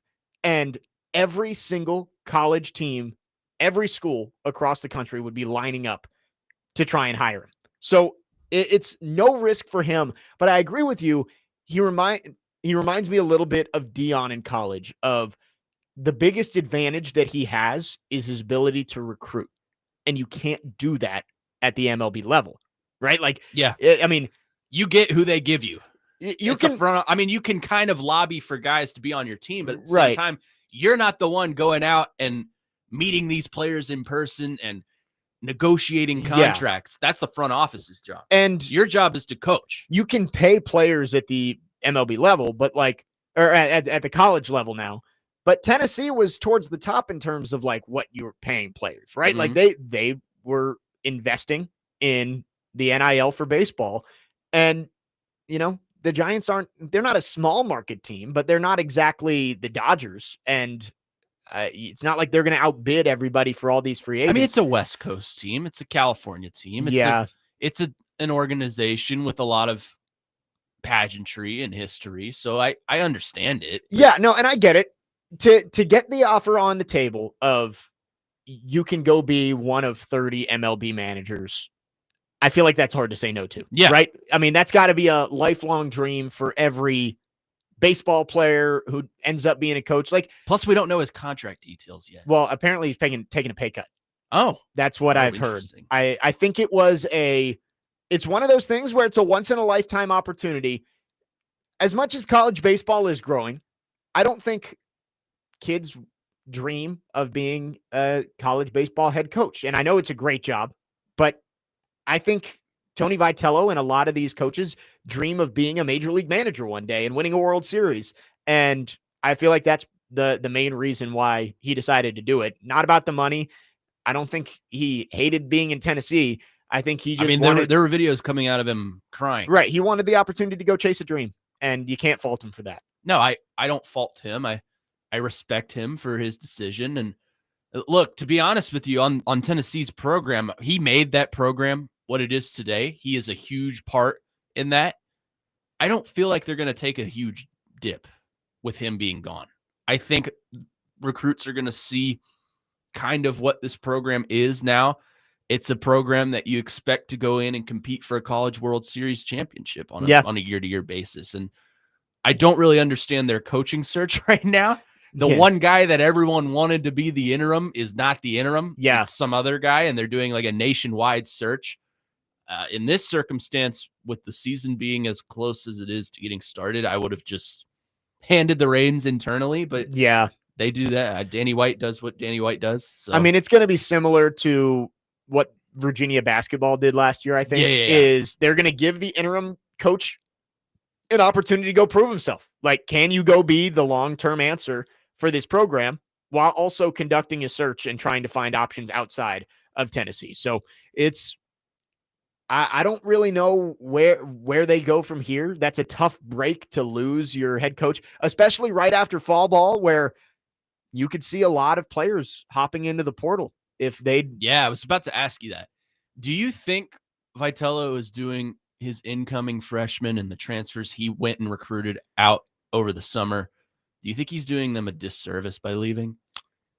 Would you feel led on if you were a player? Maybe a little bit, but also I don't think he did that knowing he was going to get offered a job like this. I don't think he had any idea that this was even going to be a possibility. So it's one of those things where, yeah, for these players who came in and committed to Tony Vitello, it's tough that he's going to be leaving right after your fall season, but you do get the opportunity to get into the portal if you want to.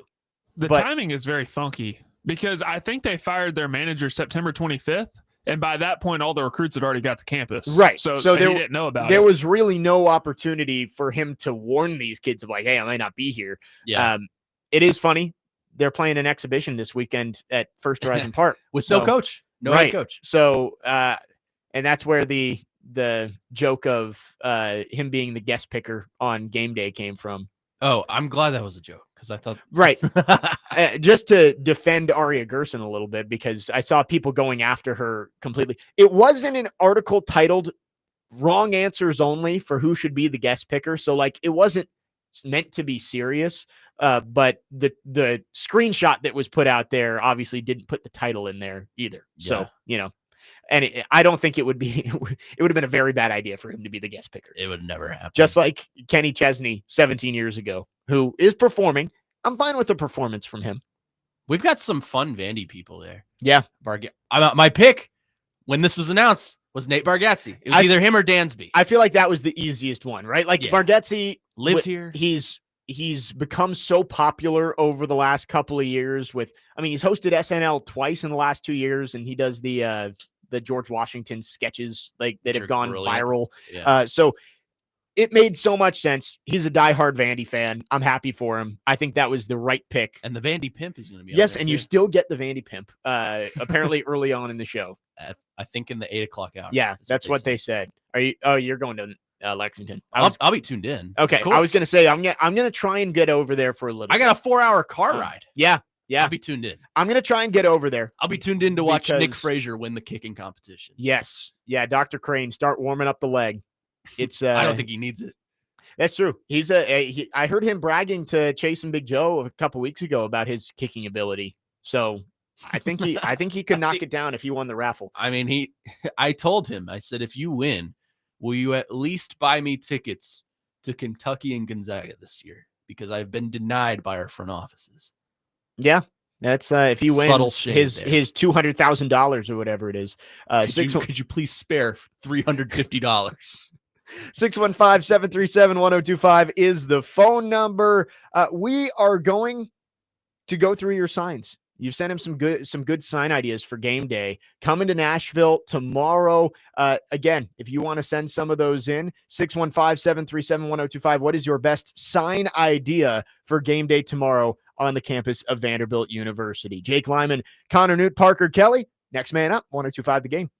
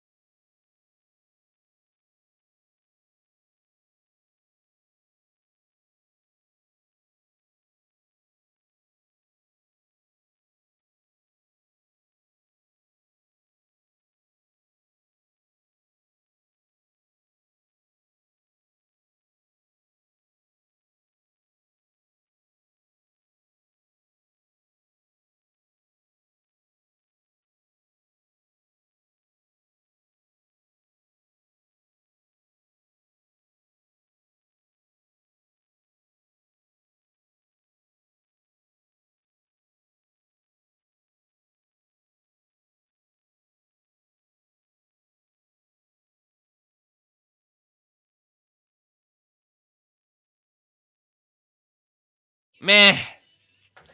This is two Ed Sheeran polls today.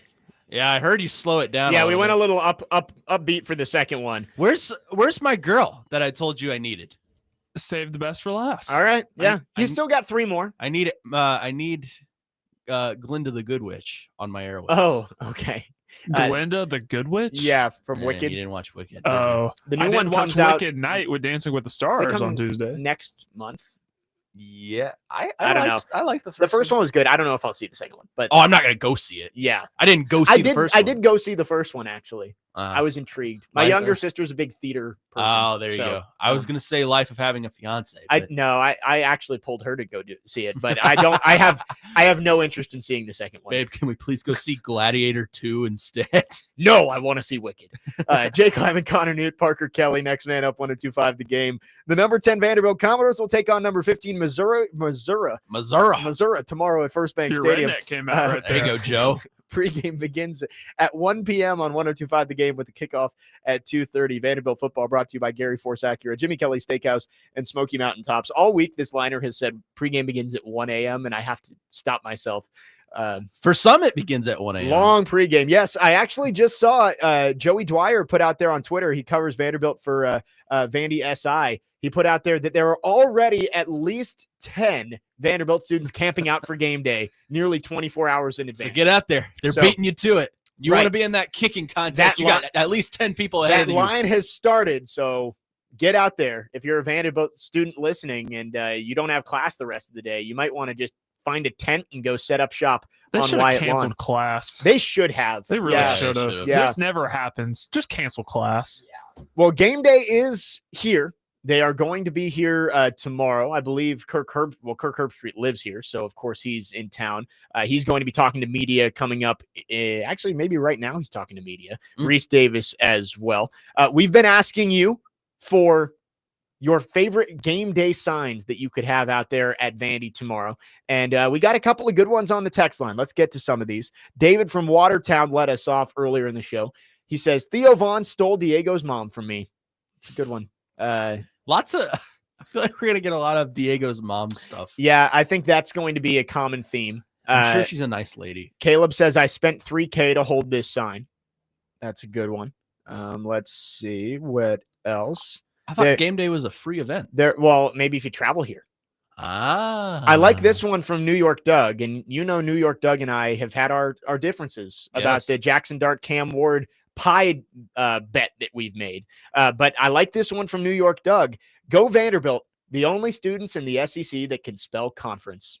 Oh, that's it's a bit of a stretch. You're going to get a lot of those, though, of like Vanderbilt being smarter than everybody else in the SEC. Like that is definitely going to be one of the big themes. I mean, we were talking to Mac. The big one in 2008 was you people are blocking the library. So I think there'll be lots like that. Jeremy in Clarksville, game day sign. This one's pretty funny. Amy, this is what winning looks like. I kind of like that. Let's see. 7988 Vandy sign. Yes, Nashville has more than country. And as they have country performers. Right. Well, they have country performers, but I'm very glad they didn't put it on Broadway. You know what's funny about them having Kenny Chesney?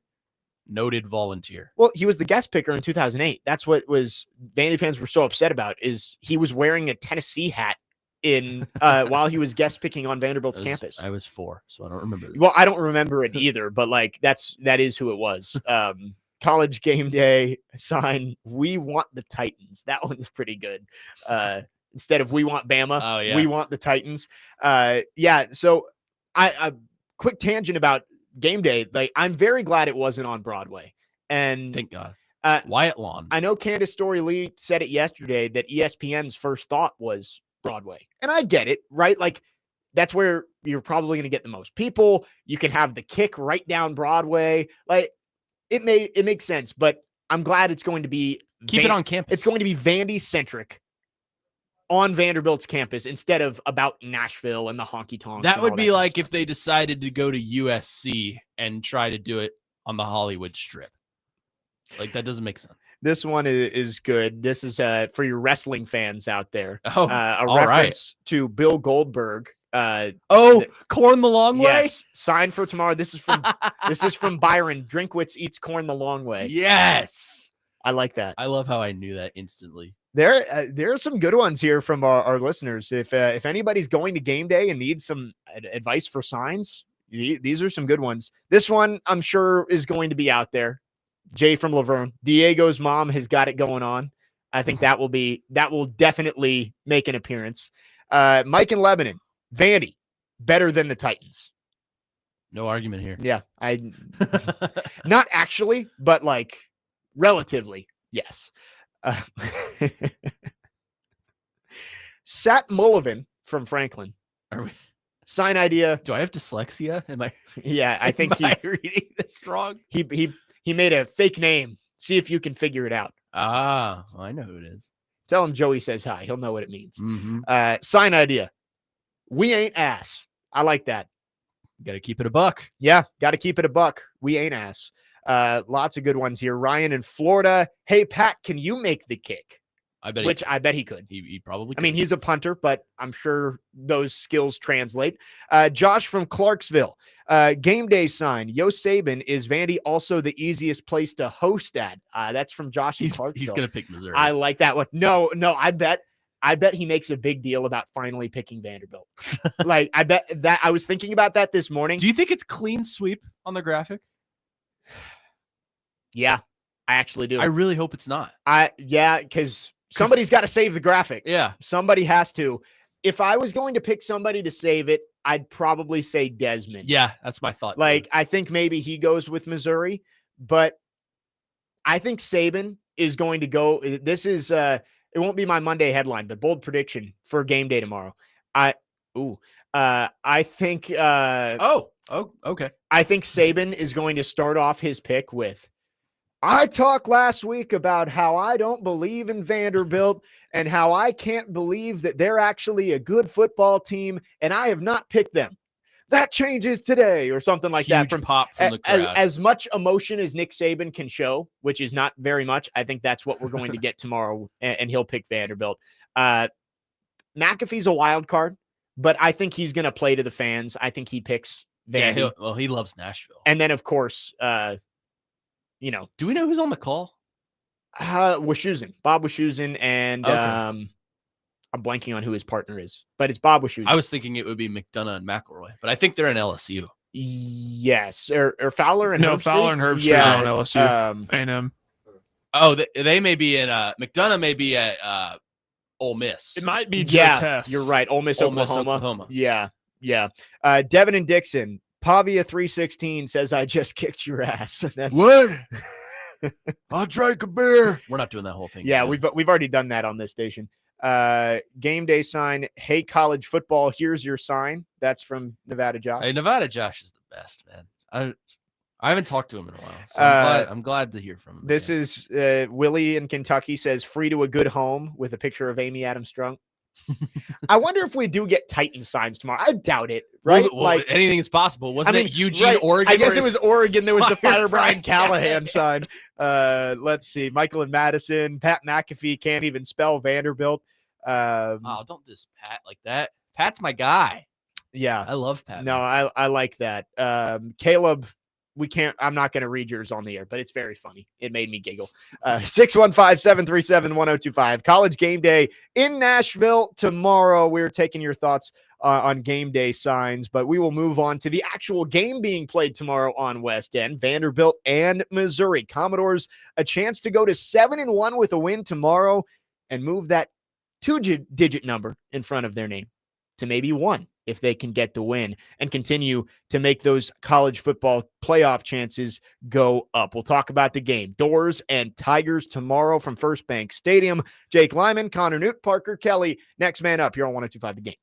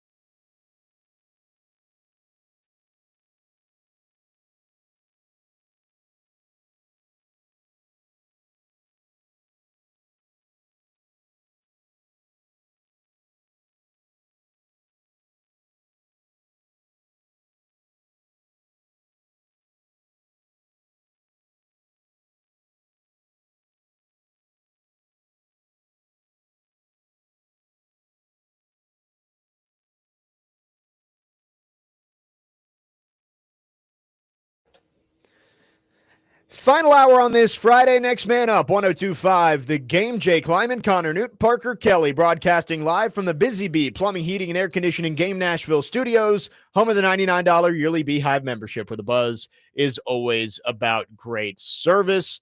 Vandy taking on Missouri tomorrow. Top 15 matchup. College Game Day is in town. Breaking news. Oh, we have breaking news? Peter Herbstreit has touched down on Wyatt Lawn. Wow. Peter Herbstreit is on site over there on Vanderbilt's The campus. star of the show. We tried to have him on today, but much easier for him this week. Well, I guess they flew back from LA last night. yeah, but he can stay home this week. Right. That's true. Kirk gets to, well, I guess he'll be flying Well, out to, he'll be flying, but right. But busy, but at least part of Kirk Herbstreit's itinerary is in his home city. college here in football's Nashville. goodest boy. Vandy, Missouri, top 15 matchup inside First Bank Stadium on West End tomorrow. 2:30 kick, 1 o'clock pregame right here on 102.5 The Game and on 94.9 The Fan. And also coming up after us, live from Party Foul, Chasing Big Joe. So make sure to keep it right here. Chasing Big Joe and DVD will be live from the new Party Foul in Midtown, getting ready I love Party for the big Foul. game. It's fun. Chicken and beignet. The chicken beignet is good. I love the half bird. I'm a big fan. Are you a spice guy? I'll go medium. Yeah, Anything above medium is like it stops being fun. I'm a coward when it comes You to go this. you go mild. Yeah, Yeah, which is fine. I would rather have it taste like not be miserable Yeah. and have a little less spice. But I'm usually that's where the sweet tea comes in. yeah. I'm a medium guy. Yeah. But I haven't been to Party Foul in a little bit. No, I haven't either. Now that the new one is open in Midtown, I might have to check it out. Yeah, me too. 615-737-1025 is the phone number. If you want to text or call, our phone line's driven by WilsonCountyHyundai.com. We will also give our Monday headlines coming up at 11:30, predicting what we think is going to happen this weekend. But the Commodores looking to move to 7-1 with the win over 15th ranked Missouri tomorrow. How do we feel the Doors stack up against this team? You've got a backfield, very talented runners, Bo Prabula at quarterback, Ahmad Hardy at running back. But Vandy's offense, when they play the game the way they want to, as they did against a great LSU defense last week, they're able to put up some points. Do we think Vandy can outscore Missouri and get themselves another ranked win? Absolutely, I do. I think Missouri, I think they're a good team, but I think they're among the overrated teams in the SEC, for lack of a better term. I think Bo Prabula, their quarterback, is maybe the most overrated quarterback in the SEC, not named Arch Manning. He is, I don't want to say he's not good, but he's struggles in a lot of areas. Like, I think Pavia is miles better than him. And I say this from an unbiased standpoint. So I think if you can contain Bo Prabula and limit the run game, Ahmad Hardy's probably the best running back in the SEC, if you had to ask me. I think if you can limit their skill on offense, then your offense should be able to take control of that game. Similar to LSU last week. Yeah. If you can limit that skill on offense, and they did. I think the Vanderbilt offense can take control, and Pavia is playing on a Heisman level right now. Yeah. I don't think there's any denying that. I think he has a case, if the season ended today, to end up in New York and possibly hoist that trophy. I think he would definitely be in New York if the season ended today. Would he win it? Probably. We got a lot of football, but we got 5+ games left for all of these candidates. So it's funny. I heard you and Corey talking about this the other day. The people that vote before week the 11 season's over. Yeah, I mean, you have to let it finish. Right. But as of right now, Diego Pavia is playing on a Heisman level. So I think if he continues that this week, look, he's finds the end zone, regardless of how he does it, whether that's passing, whether that's taking off with his legs. Yeah. He just finds the end zone. He has a nose for it. So I think if he can continue that today and keep playing the way that he's playing, and there's a reason Game Day's here in Nashville. Right. If Vanderbilt as a whole plays the way that they're supposed to play, I think they win pretty handedly. Yeah. I think Vandy's the better team. I think they have the better quarterback. If this comes down to one drive at the end of the game from one of these quarterbacks, I would take Pavia over Prabula any day of the week. Mm-hmm. You got to make sure you stop the run, because Prabula, I mean, especially when he was at Penn State, more of a runner than a thrower. I think he's developed the other part of his game, but Hardy has been one of the better running backs in the country, although as he's played better competition, those stats have started to diminish a little That's bit. another thing. I think Vanderbilt has played tougher competition than Missouri has. I agree. Even in SEC play. I mean, both have played Alabama. Both have played South Carolina. Both have played South Carolina, but LSU just came off a win over, or I'm sorry, Vanderbilt just came off a win over LSU. Missouri last week, they went to overtime with Auburn. Yeah. Who's winless in the SEC. Right. So I think, and even in non-conference, not that either team has played steep competition. But right. But I mean, Vandy at least went on the road to Virginia Tech. Missouri played UMass and God, who was the other one? But they didn't go on the road until last week, I think. I think last week was their first road game of the season. Yeah. So, would it shock me if Missouri wins this game? No, because they're a top 15 team for a reason. Eli Drinkwitz, as much as he is kind of corny, Dorkwitz, as corny as he may be, he has built that program up to a point where you can't look past them at any point. But I think Vandy is in a good spot the way this lines up on paper. You got to go play the game. I'll tell you another factor that it's up to you, the people, to decide. Pack First Bank. Right. Loaded. I know it's sold out, I think. It is sold out. What I've seen. I think the cheapest tickets out there are $250 minimum. Pack the bank, man. I mean, it's going to be packed. This is a once in a lifetime opportunity for most people. Yeah. Game day being in town. You're in a top 15 matchup. Vanderbilt's a top 10 team in the country for the first time since the 40s. Yep. So take advantage. Go pack that stadium. Create an environment that no team can walk out alive from. Yeah. And Vandy's been good at home. They haven't lost at home this year. Obviously, their only loss came at Alabama. And last year, they did lose 3 games at home late in the year, but this was after Diego Pavia had gotten hurt, and he was playing. I mean, South Carolina won 28-7. The Texas game was decided by a field goal, and then Tennessee. Vandy was up 14-0 in that game before Tennessee roared back. Nico, probably his best game as a bowl. Probably, but it's been a tough place to go and win. And, Nick Saban said the only place that's not hard to play in the SEC is Vanderbilt. That has not been the case. Stick it to him. He's there for a reason. Yeah, he's going to be in Nashville. He probably already is in Nashville. And Vandy with an opportunity to put a pretty good product on the field in front of what I'm sure is going to be a good crowd. Missouri fans, I'm sure there will be Missouri fans in town. I mean, people are always going to travel. Right. People are going to travel to come to Nashville. But I would expect it to be 80% Vanderbilt fans tomorrow, and you got to make yourself heard. Yeah, it's going to be all black and gold. I'll tell you that much. It will be all black and gold. Yeah, astute analysis from Connor Newton. Yeah, you're welcome. I'm hoping that the unathletic will hire me.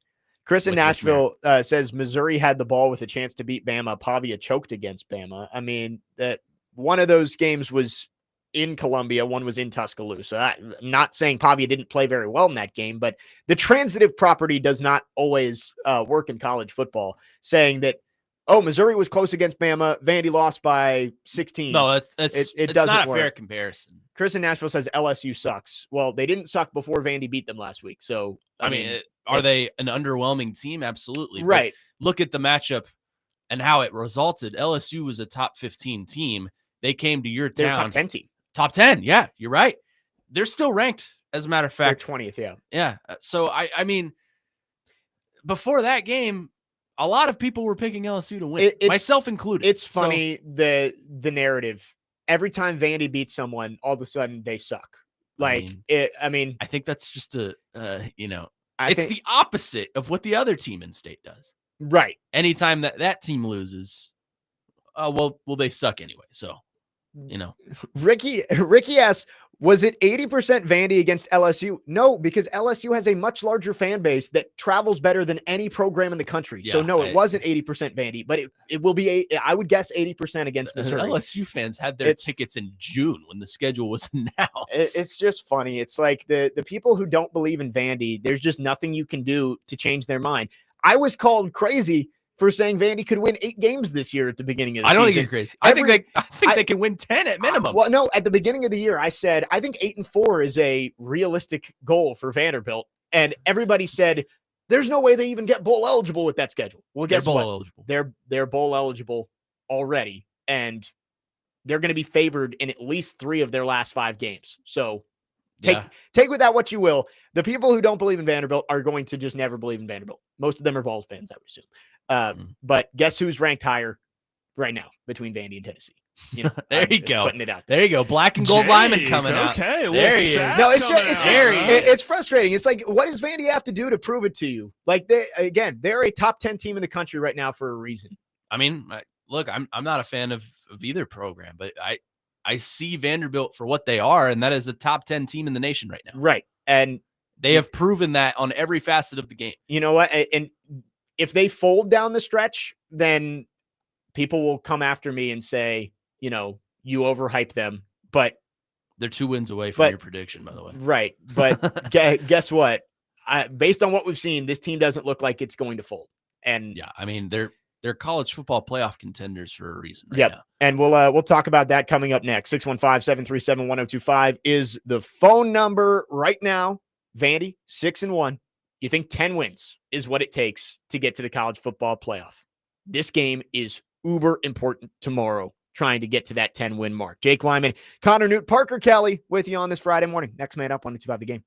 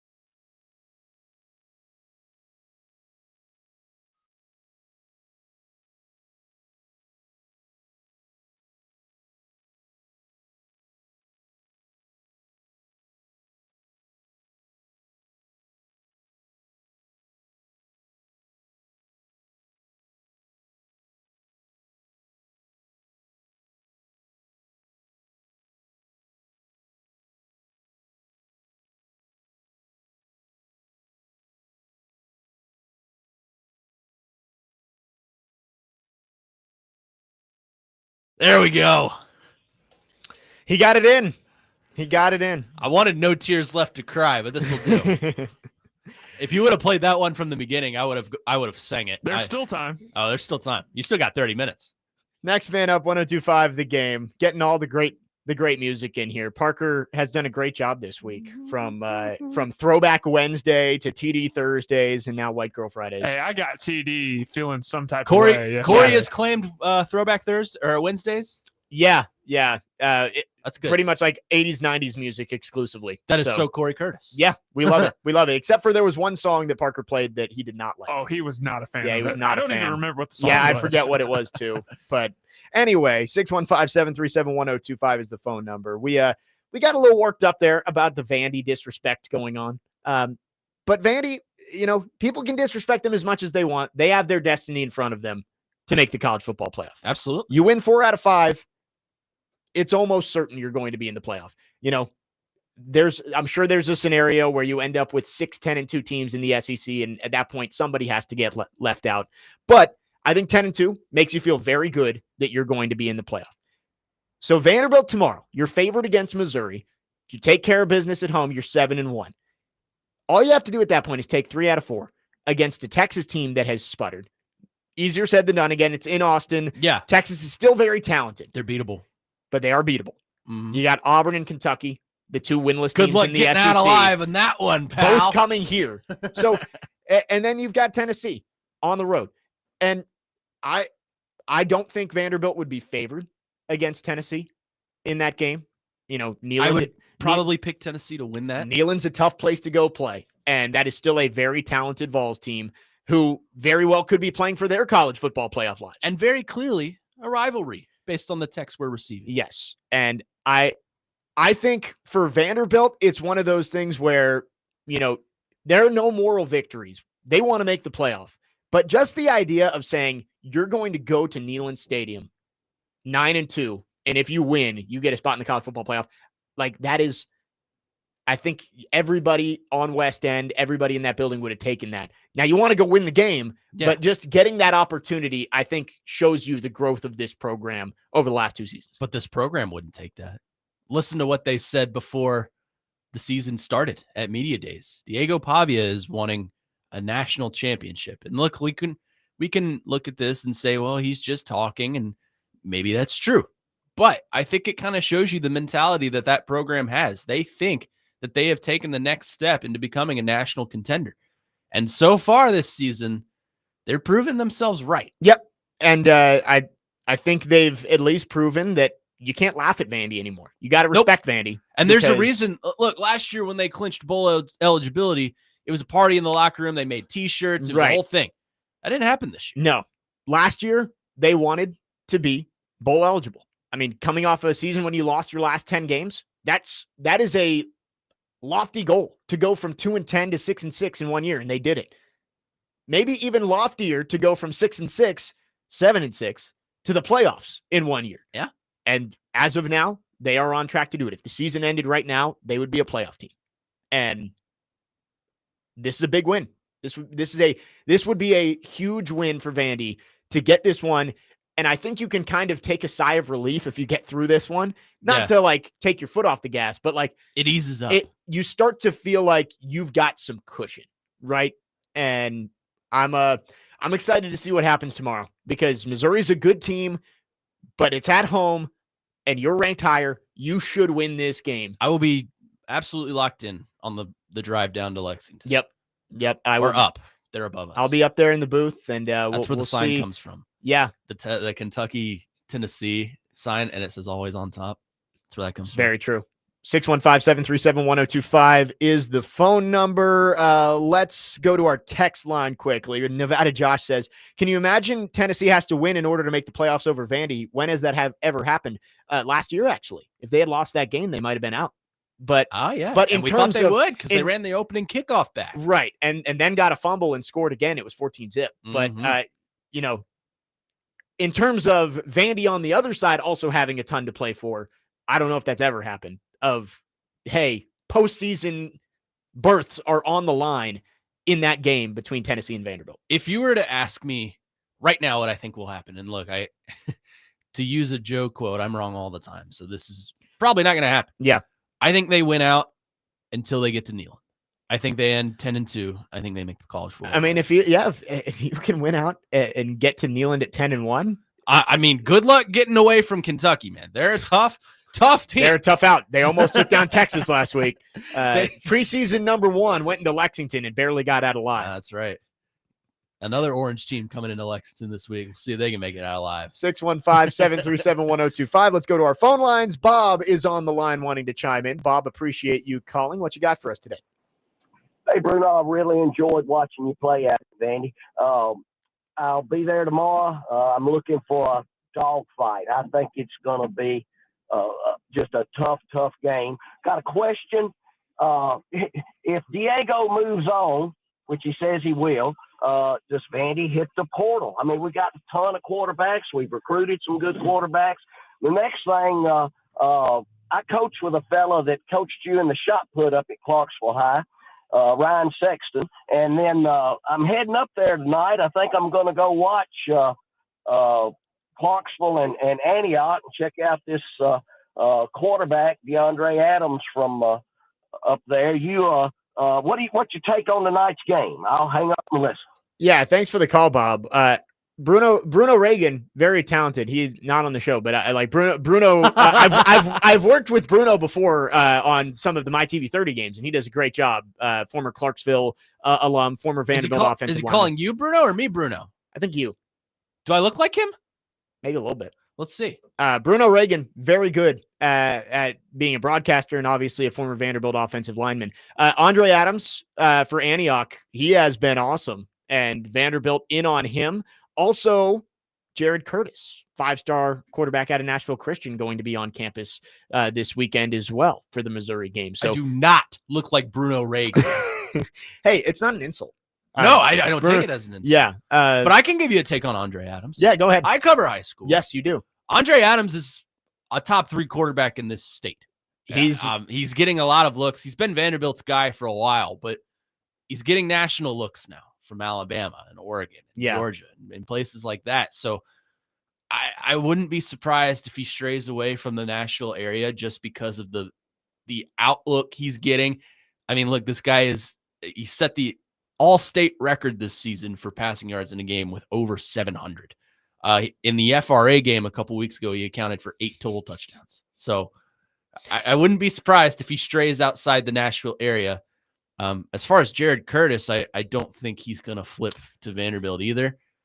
But it is exciting that you have arguably one of the best quarterbacks in the entire country visiting your game this weekend on a national slate. So the more you get into these conversations with top recruits, you may not win all of them, but getting into these conversations, you're going to get more players and better players. So that it's important for Clark Lee and Barton Simmons over there on West End. But I do think Bob's question was, do you think they go to the portal to try and replace Diego Pavia? I would guess yes. Yeah. I think they do have a couple of quarterbacks committed right now who I think they believe in for the future. They're recruiting Curtis and Adams and others for the next couple of years. But I do think they need a stopgap. And I think you probably go to the portal and try and find that this year who can be your starting quarterback for 2026. Maybe 2027 if they have a couple years of eligibility, and then you can develop those high school guys to be the future of this program. Yeah, no, unless you have a Jared Curtis who is probably plug and play, similar to Bryce Underwood, right? A guy that you think is super talented. You don't want to waste any time, so you throw him in under center as a true freshman. Unless you have a guy like that, I would look in the portal, see if you can find a veteran guy from maybe a G5 or maybe you get lucky and some big time SEC quarterback decides they want to come here. I would look for some veteran presence before you throw a young guy out there under center. Yeah, we've seen plenty of talented quarterbacks hit the portal over the last couple of years. I think Vandy likely looks for one of those as their Diego Pavia replacement, at least for next year. But they are going hard after some of these top high school quarterbacks around here. And, it's going to be interesting. Jared Curtis on campus. Again, he's committed to Georgia, so it would probably take a lot to get him to flip. But the fact that he's taking the visit shows you that Vanderbilt has entered a different stratosphere of the type of players that they can They've get. got other visits too. Amari Sanders from FRA is coming. He is an electric two-way player. I covered him last year when I was with FRA, and then I've been following him a lot this year simply because of the show. Last one tonight, by the way. There you go. Very sad. Yeah, tune in. But yeah, tune in. Myself and Nick Frazier will be on there. But you got a lot of talent coming to visit Vanderbilt, and I think that's exciting if you're a Vandy fan, and even if you're in the front office, if you're in that program, it's exciting to see how far that program's come. Yep, and we'll see. Maybe they can pull in some of these big name recruits from the Nashville area. Dustin from Hopkinsville asked, could they get the Indiana quarterback? And then says, fart them. UK go get the Indiana quarterback. I think the NFL is. I think the NFL might get first dibs on Fernando Mendoza based on the way he's playing right now. I'm still lost on the whole Bruno Reagan thing. Yeah, I don't know. I mean, Bruno's great. Yeah, I like working with him. Haven't had the pleasure. He is not on the show today. Maybe at some point. Maybe yeah, at some he'd point. be fun. Haven't had the pleasure. 615-737-1025 is the phone number. When we come back, it's 11:30 on a Friday. Let's try and predict what's going on over the weekend with our Monday headlines. I got some good ones. And did you see last weekend? I finally got one right. I know you did. I finally got one right. I was mad at you for getting it. Arizona State beat Texas Tech. Louisville beat Miami. I was mad at you for getting that because L's down. Right. And I was one Proud of word. you, Jake. I was one word away from going 2 for 2. I said Chimdike return touchdown. If I just take, he did score. 615-737-1025. What's going to happen this weekend? You can get your Monday headlines in as well. Jake Lyman, Connor Newt, Parker Kelly, next man up, 1025 The Game.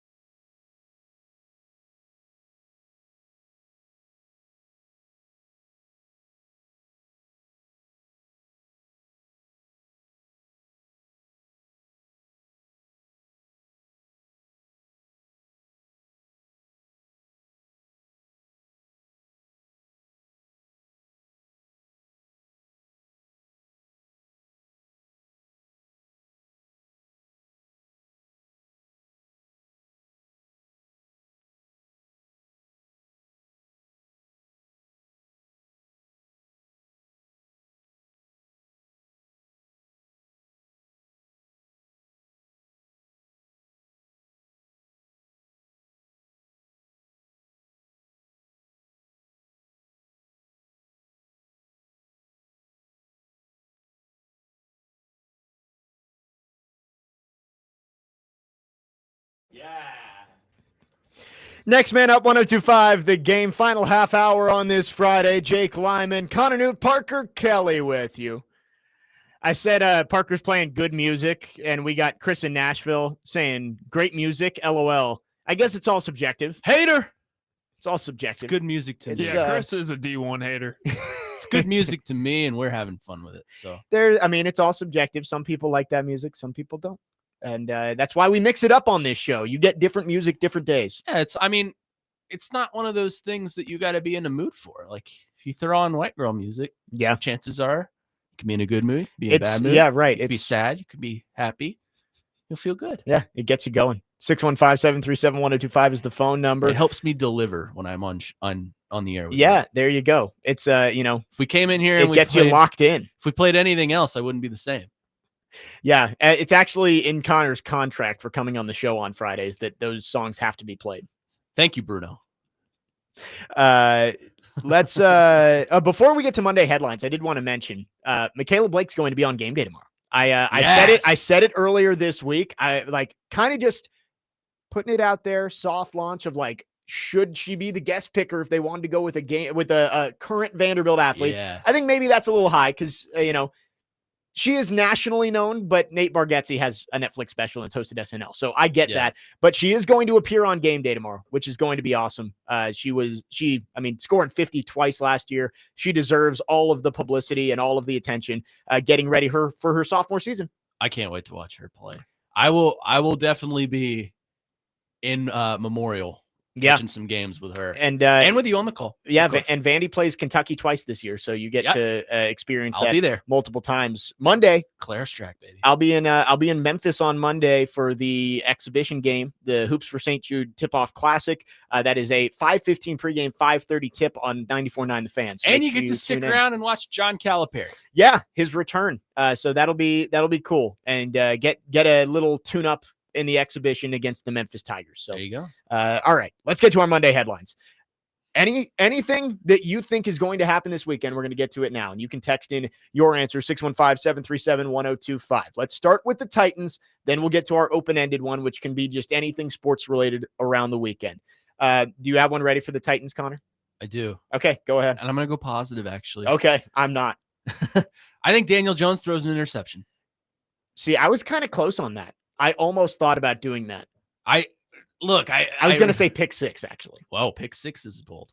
I think just interception in general. The secondary is dwindled, but I could see like Xavier Woods maybe, or Amani Hooker, or maybe you have the Cinderella story of Jalen Armour Davis getting a pick. I think he turns over the ball in some fashion just to show us he's better. Yeah. He's not perfect. Yeah. Still a pumpkin. I could see it. I almost thought about doing that and being positive, but I'm going negative. Jonathan Taylor runs for 200 yards on the Titans tomorrow or on Sunday. I don't want to say it's a lock, but it's close to it. That's what I'm going with no Jeffrey Simmons out on the field. Most likely we'll get official injury designations this afternoon, but I don't see it going well for the Titans. And I think Jonathan Taylor is going to be the main culprit.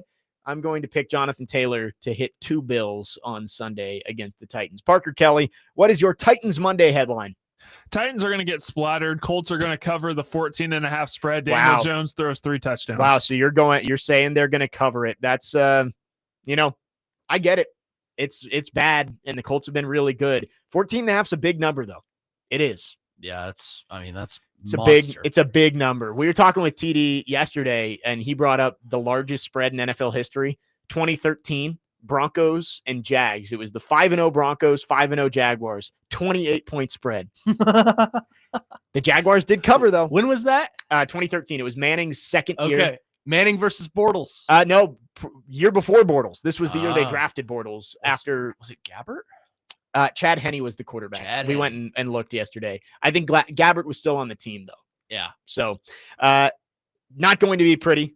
But Connor does think they intercept Daniel Jones at the very least in that game. All right, let's go open-ended here. This can be college football, NFL, NHL, NBA, whatever you want. World Series is starting tonight. Oh, yeah. Do you have another Monday headline for us, Connor? Okay. All right, Dustin, hold my hand while we do this. Let's take the swing. Kentucky beats Tennessee close. Wow. It's my headgear pick. Connor As I'm going full on homer at the end. Oh, I'll go homer. I don't care. I love it. I am going to go NFL. You got a big revenge game on Sunday night. Aaron Rodgers facing the Packers for the very first time.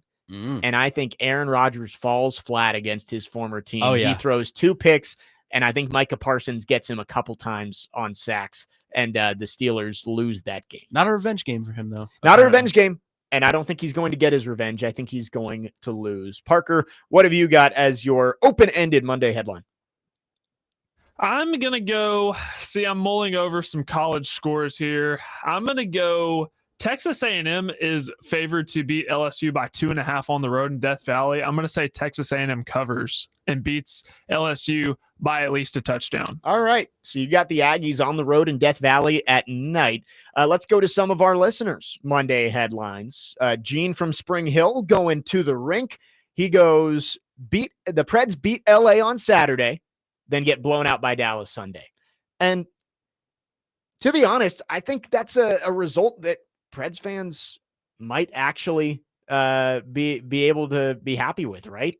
Like, you get 2 points this weekend against 2 really good teams in the Kings and the Stars. I don't think that would be horrible. I'm being told something I don't know if I can read on the air. I think you can say that. Ricky's telling me to quit glazing. Yeah. He says, stop glazing Kentucky. I'm not. They lose by 2 scores. I'm not glazing. He's just being a homer, which we all do it sometimes. Look, do you think I actually think they're going to go in and win this game? Absolutely not. But you got to be optimistic. But yeah, I'm trying to rouse my fan base. Dustin from Hopkinsville asks, if UK beats UT, does UT get eliminated indefinitely? I mean, I think there's still a scenario, like it wouldn't be 0.0% chance, but they would have to win out and get some help to get into the playoff at that point. I mean, it is going to be tough for a 9-3 at best team to make it into a playoff. We saw 3 SEC teams with that same record get snubbed last year. So yeah. I think 9-3 is going to be hard to get into the playoff this year. Not impossible, but I think a loss to Kentucky would put Tennessee well on the outside looking in. I am well aware of the kind of team Kentucky is. Just trying to have a little fun here. Yeah, I don't. I mean, I would pick Tennessee not only to win but to cover. But 7.5 point spread. It might be 8.5 now. Yeah, has it gone up? I think it might have gone up. Michael and Madison, single-digit Sunday. Vanderbilt ranked number 7. His program reaches its highest AP poll spot in school history, tying their rank from 1937. I like it. Let's see. Ryan in Florida. Jones throws 4th outer into Titans send. I have no idea what that says. Brian in Florida might be doing voice text, and it did not. I thought you were going to say hardcore drugs, but yeah, I think he might be doing voice to text because I. Dustin from Hopkinsville says, headline, Carly Ursay climbs into the stands kissing babies and shaking hands, up 40 at the half against the Titans. Thank you, Carly. Oof. That's rough. And let's do one more before we get to break here. You can continue to get these in. Monday headline 615-737-1025. Matthew in Nashville says Luke Fickell finally gets fired after getting blown out by Oregon tomorrow. I don't hate that. I think Oregon's going to crush the Badgers. And I like this one. Beamer ball lives on again. The Gamecocks stun Alabama. I don't know. I don't know if I believe it, but crazier things have happened. It is in Columbia. It is in Columbia. So, crazier things have happened. I don't know if I'd expect it, but that's a good one from Matthew in Nashville. 615-737-1025 is the phone number. We'll get to your phones and wrap up the show coming up next. Jake Lyman, Connor Newt, Parker Kelly, next man up, 1025 The Game.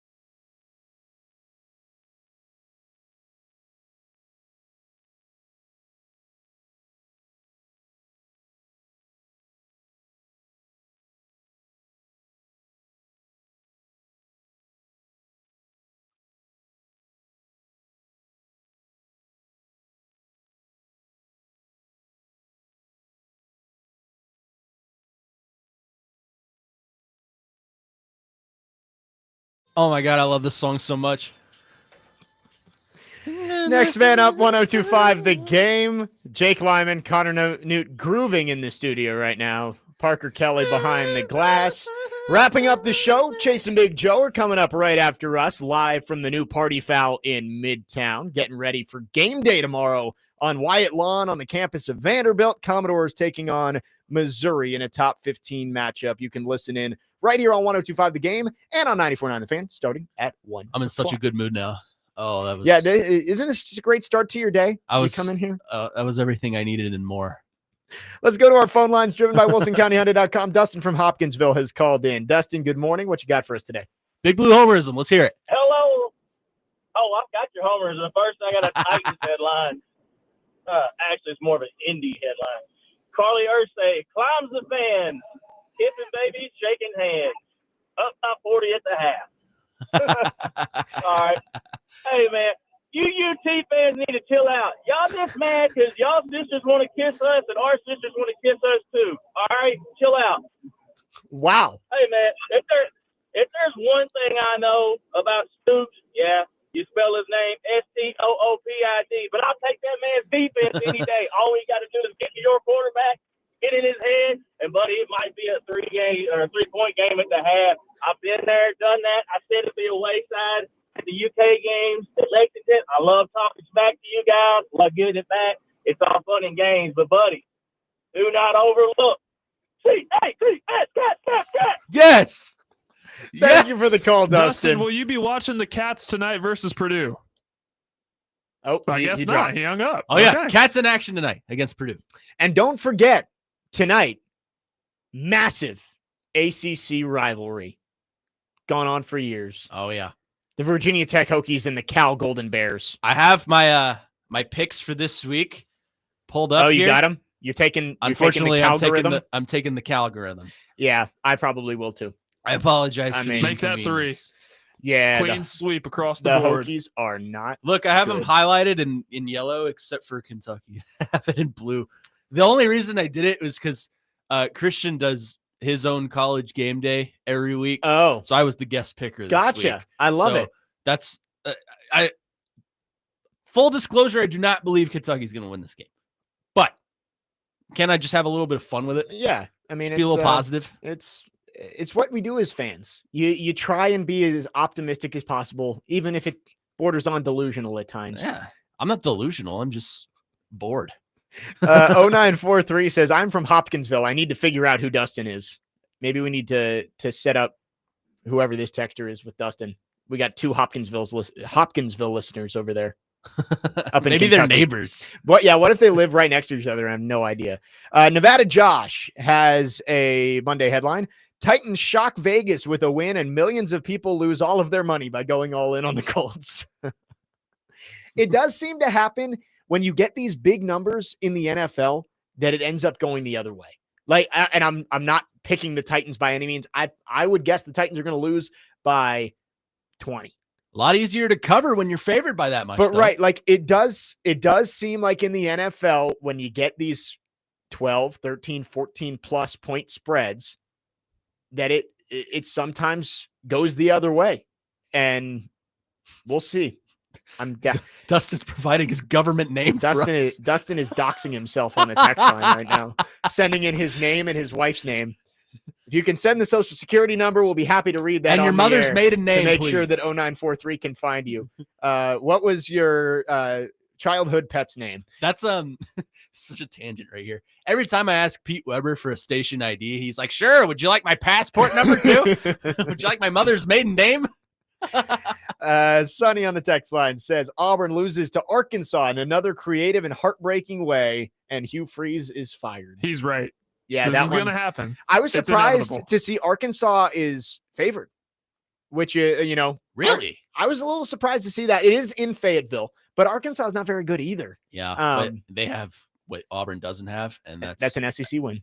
that and an offense. Yeah, that is true. Really good quarterback, too. Yeah, Taylor Green's good. 9777 says the Titans only win if the Mafia is involved. If we see any fake injuries go down on the field, you know why. They want Yeah, that under to hit. There you go. We're going to see, Well, I would have said Calvin Ridley, but he's not going to be out there anyway. Sweats going down. Jeremy in Clarksville says A&M defeats LSU by 20. Students help Brian Kelly lose his Southern accent. Oh, we actually did get Dustin's mother's maiden name. Dustin, again, that social security number. That's all we need here. And your credit card information. Dustin, we'll text all of this stuff to 0943 and you guys can link up somewhere. What if we're trying to force friendships here. What if one day we force love across the text line? Yeah, how funny would that be? That'd be great. Yeah, is that a new Netflix special? Love on the text line? Love is text line. Sounds like such a Hallmark movie. Yeah, you know what? Let's pitch that to Hallmark of two small town girl and big city man who meet on a radio text line at 1025 The Game. I volunteer to give the dating advice. You don't want that from me. Why not, Connor? Surely you could do it. Well, maybe things will change in Lexington this weekend. Maybe I'll fall in love. What a way to end the show on this Friday. Love in Lexington. You can tell when Connor's on here at the end of the week that it's a Friday and we've just completely gone off the rails. Yeah. When I'm on the show on Fridays, it's like, kid. And it's just like at this point we're 14 hours and 45 minutes into radio for the week. It's like we're just talking. I mean, we're informative until about the last 30 minutes of our Friday show. Yeah. This last segment always gets off the rails. I mean, at this point, Chase, I say this jokingly, but anytime I'm on the air, it's like Chase just saying, "Here, damn." Yeah. Pat McAfee, we were looking in studio that Pat McAfee is inside First Bank Stadium right now. Speaking of people that got shows by "Here, damn." Yeah. Yeah. So that's pretty cool to see him. He's got the Huber Center in the background and all that. Going to be a fun weekend in Nashville. Nashville SC plays a playoff game tonight, correct? You're asking the wrong guy. Yeah, I know. We wish Nick we had Nick Frazier. I'm like a few minutes. I'm like 90% sure they play the opening game against Nashville SC. I'm pretty sure I just saw a Titans tweet on that saying good luck. Good luck in the playoffs. Yeah. I want to check this. We've got like 10 seconds before yes, tonight, 7:00, Miami, Nashville SC. So good luck to the boys in gold. We got game day at Vanderbilt tomorrow. Vanderbilt and Missouri, top 15 matchup in First Bank Stadium. We get to send it out to Midtown coming up next, just off West End. Game Blitz tonight at 6. Yes, Game Blitz tonight at 6 with Connor Newt, Nick Frazier, Christian Skelton. But Chase and Big Joe taking over from the new Party Foul coming up right after this. We'll talk to you on Monday here on 1025 The Game.